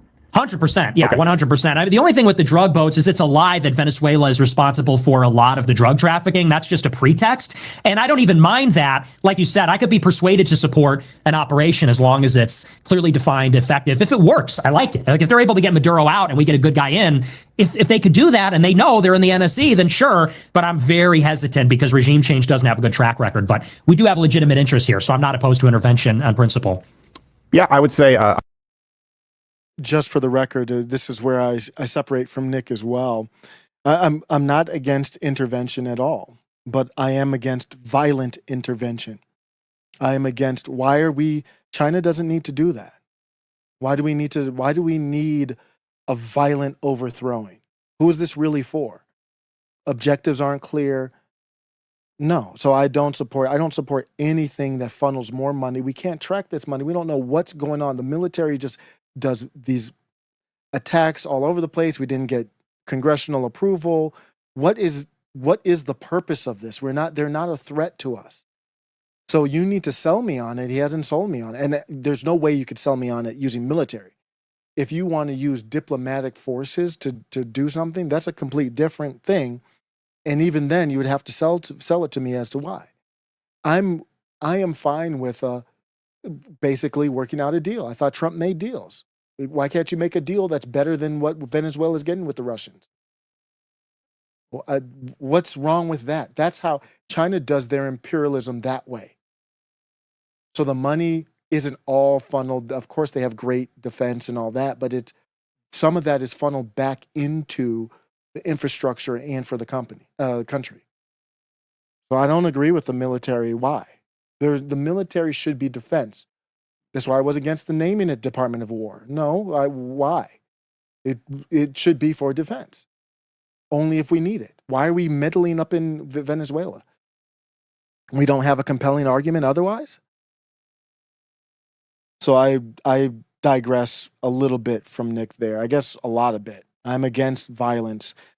Even if you want to go around patrolling and protecting our trade routes, defending the trade routes to a certain extent, absolutely can understand that. But I don't understand this push, this proactive push against Venezuela. I'm not opposed to intervention. I think the principle is it in America's interests and how necessary is it? Where we would differ is, I definitely think that Iran is the case. I understand they also with Israel. See, there you go again. Steven Crowder supporting the military-industrial complex, spending billions of dollars to accomplish what exactly? Something I can't independently confirm. And I don't view Iran as any more of a threat than Israel is to us.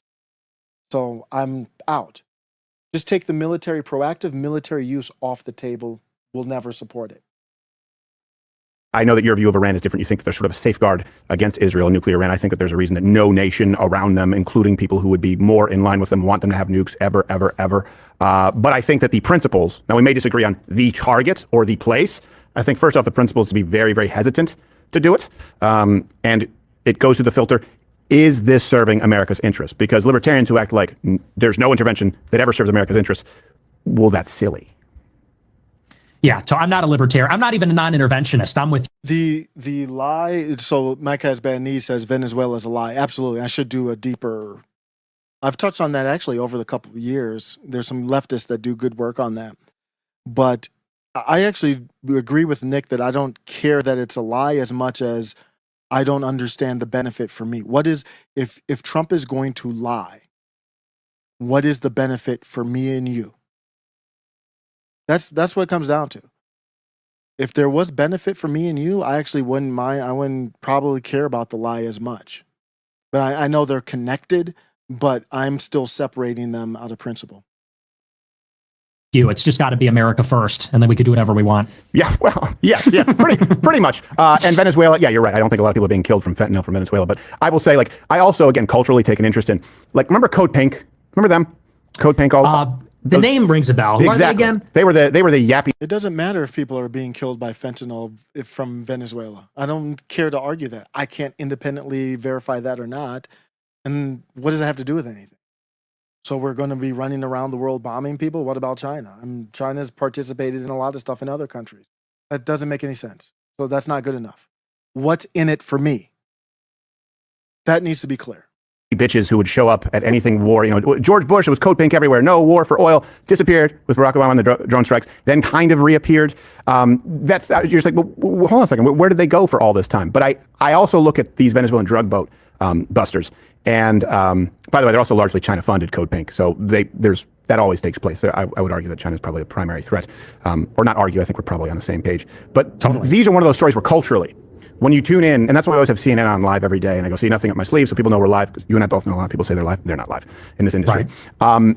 They go, and these people who were killed in this war crime. I go, well, hold on a second, war crime. Drug runners in the middle of the ocean on cigar boats with 4 outboard motors, no fishing equipment to be seen. There could not possibly be collateral damage. And then I go, oh, okay, it's not about a war crime, because you would say, look at the women and children. Now you're saying, look at the drug runners on drug boats. And that to me highlights that, again, the left hates the United States of America, or they wouldn't be making a big deal out of drug runners in Venezuelan cigar boats. Yeah, no, I totally agree. I mean, that they're defending the worst of the worst this year. It's like, don't deport criminals, don't blow up criminals, don't arrest people that are stabbing people in the neck. So I'm with you on that. And as far as Venezuela is concerned, even Iran, like I think a case could be made about Iran. That's a whole other topic. I know we're wrapping it up, but yes. Yeah, but I don't know that I 100% even agree with Dave Smith on this. Like, I get where you're coming from. I'm not in favor of proliferation. I just have maybe a different prescription for how to solve it. But sure. I think we're fairly aligned on foreign policy. Yeah, I think pretty close, or at least in principle. And then that's where coalition matters. Because okay, are we on these? Okay, now let's look at these specifics. And you're going to have disagreements on specifics, but I don't think anyone can be letting the doors disagreements on these foundational. And I don't want to say Prince because it sounds like old school conservative, but I mean non-negotiables is what I mean. Like someone going, oh, we disagree on we agree on the specifics, but I want to take away all your guns and ban everyone for hate speech. Like a Pam Bondi. I don't think she should be in this. Well, all right, Nick. I appreciate you taking the time. Want to say hopefully. Fair, productive. I think was pretty friendly. We disagreed, but I'm happy about it. Yeah, totally. Great conversation. Great getting to meet you. Absolutely fair. And I believe in conversations like these. And I thank you I know you're going to get flack for it. I thank you for giving me the platform and the opportunity. So it was good to finally speak with you. Oh, absolutely. And hopefully, that's why I say give you the floor, because I don't want anything to happen like what happened after with Tucker. I won't do it. And I don't want any drive-bys after. That's how this works, because people try and stir the controversy machine. I think this had a beginning, middle, and end. And Tucker was really shitty with what he did. Like, here's the thing, whether I agree with him on some issues or you on some, it's just so bitchy to do that. Once you're gone, you have my word, I won't be doing that. Yeah, and likewise, I'll be singing your praises. I'm number one. I'm a Mug Club guy now. Okay, well, don't go that far, because we're. I've endorsed you completely. Yeah, no. It's like when you think Steven Crowder, think Nick Fuentes. Get the fuck out of here. All right. Well, if I don't see you, Merry Christmas, Nick. Thank you for taking the time. Be well. Thanks, man. Merry Christmas, Nick Fuentes, everybody. Absolute shout out to Steven Crowder. Why can't we have conversations like this in our country? Like, just absolutely. I missed about 30 minutes of it, but everything else I heard was just excellent. And I completely admit I was wrong. I didn't know, I hadn't watched Crowder in a while, so my opinion of him had gone below where he really was, obviously. Much respect for that. That's my biggest takeaway is Steven Crowder, much respect. And really, Dinesh D'Souza started this whole thing. He was the first one from Con Inc. and I don't know if Steven Crowder's really in Con Inc. or not, but he was the first one from Con Inc. to have Nick on. And Nick has just been nothing but cordial, respectful. And he's always been, even in his vitriolic debates, he always starts out cordial. And if he needs to throw haymakers, he will. Excellent discussion. I just wanted to finish it off, and I'm out. Let's see here. Creed said, I only saw the last part. Did he not cut Nick off? No, not at all. Zero. None of that. Bi versus gay. I can't. It would have no desire to independently confirm that. Irrelevant from the conversation. I didn't think Nick would flip-flop on foreign policy. He has not flip-flopped. He's always been imperialist. He has not flip-flopped on that. It's not a big part of his show. And he's imperialist from he's America first. So he doesn't care if we have to take guns and bombs and threaten people and regime change and all that kind of stuff. He's not for killing innocent citizens or anything like that. But if you're looking at war kind of stuff, war like military versus military, he's never been against that. Mike Has Bad Knees says, I don't watch a lot of Nick, but when I do, I see him in these types of interviews. I get the impression that he wants to be liked. It's you couldn't say that. I wouldn't phrase it exactly like that, but maybe I'm splitting hairs, Mike. Absolutely understand why you would say that. I would put it more from the standpoint of Nick doesn't want to be portrayed as a monster. He wants to be portrayed as a Catholic, as a Christian who has legitimate points of views. So it's pretty much the same thing. But yeah, that is his strategy. I know that for sure. I know that for a fact.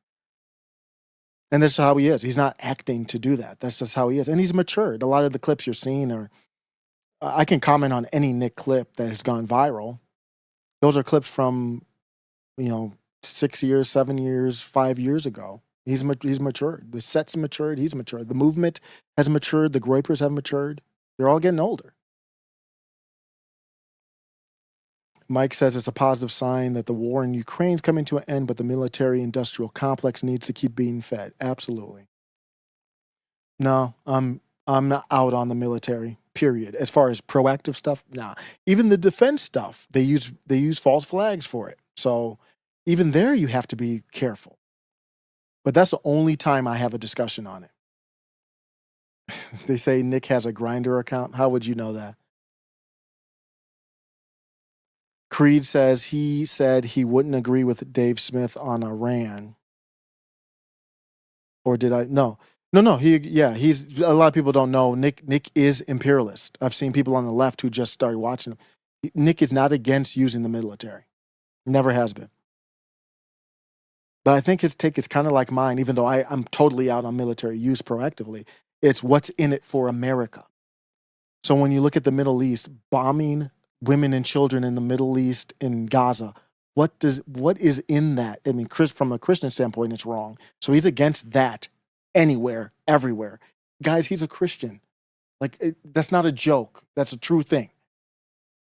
Nonviolent, all that. But when you talk about war, I mean, life is war, fighting and stuff like that. That is part of it. But what is the benefit of Gaza? That's a whole separate thing. He's not for what's happening in Gaza. I did agree with the name change to Department of War because at least it's honest. Absolutely true. That's like a bar I'd put in the song. Literally. Literally, I'm doing bars now. I did a coded video. A lyrics only video. I'm actually doing a video for it too on Randy Fine, and AI got really crazy with the coding. I was like, oh, I kind of like it. So I did a coded video. I might unveil the code. Islam is not a religion, it's a cult of hate. I think it's, I don't agree with that. I have made strong statements against Islam and Muslims just because it's not compatible with my faith. Nothing against them as people, but America can't become friendly to Islam and Muslim or whatever Jews believe. I don't even know how to define that. But people can make whatever religion. You should be free to practice it, but it should not be prevalent in power. People can make Christianity a cult of hate. It's not the faith as much as it is people and how they practice it. But I appreciate it. I'm out. I'll find a song to break us out of here. Am I connected still? Or I think did I disconnect? Where are my bars? I am connected. Oh, did I turn it down? Okay.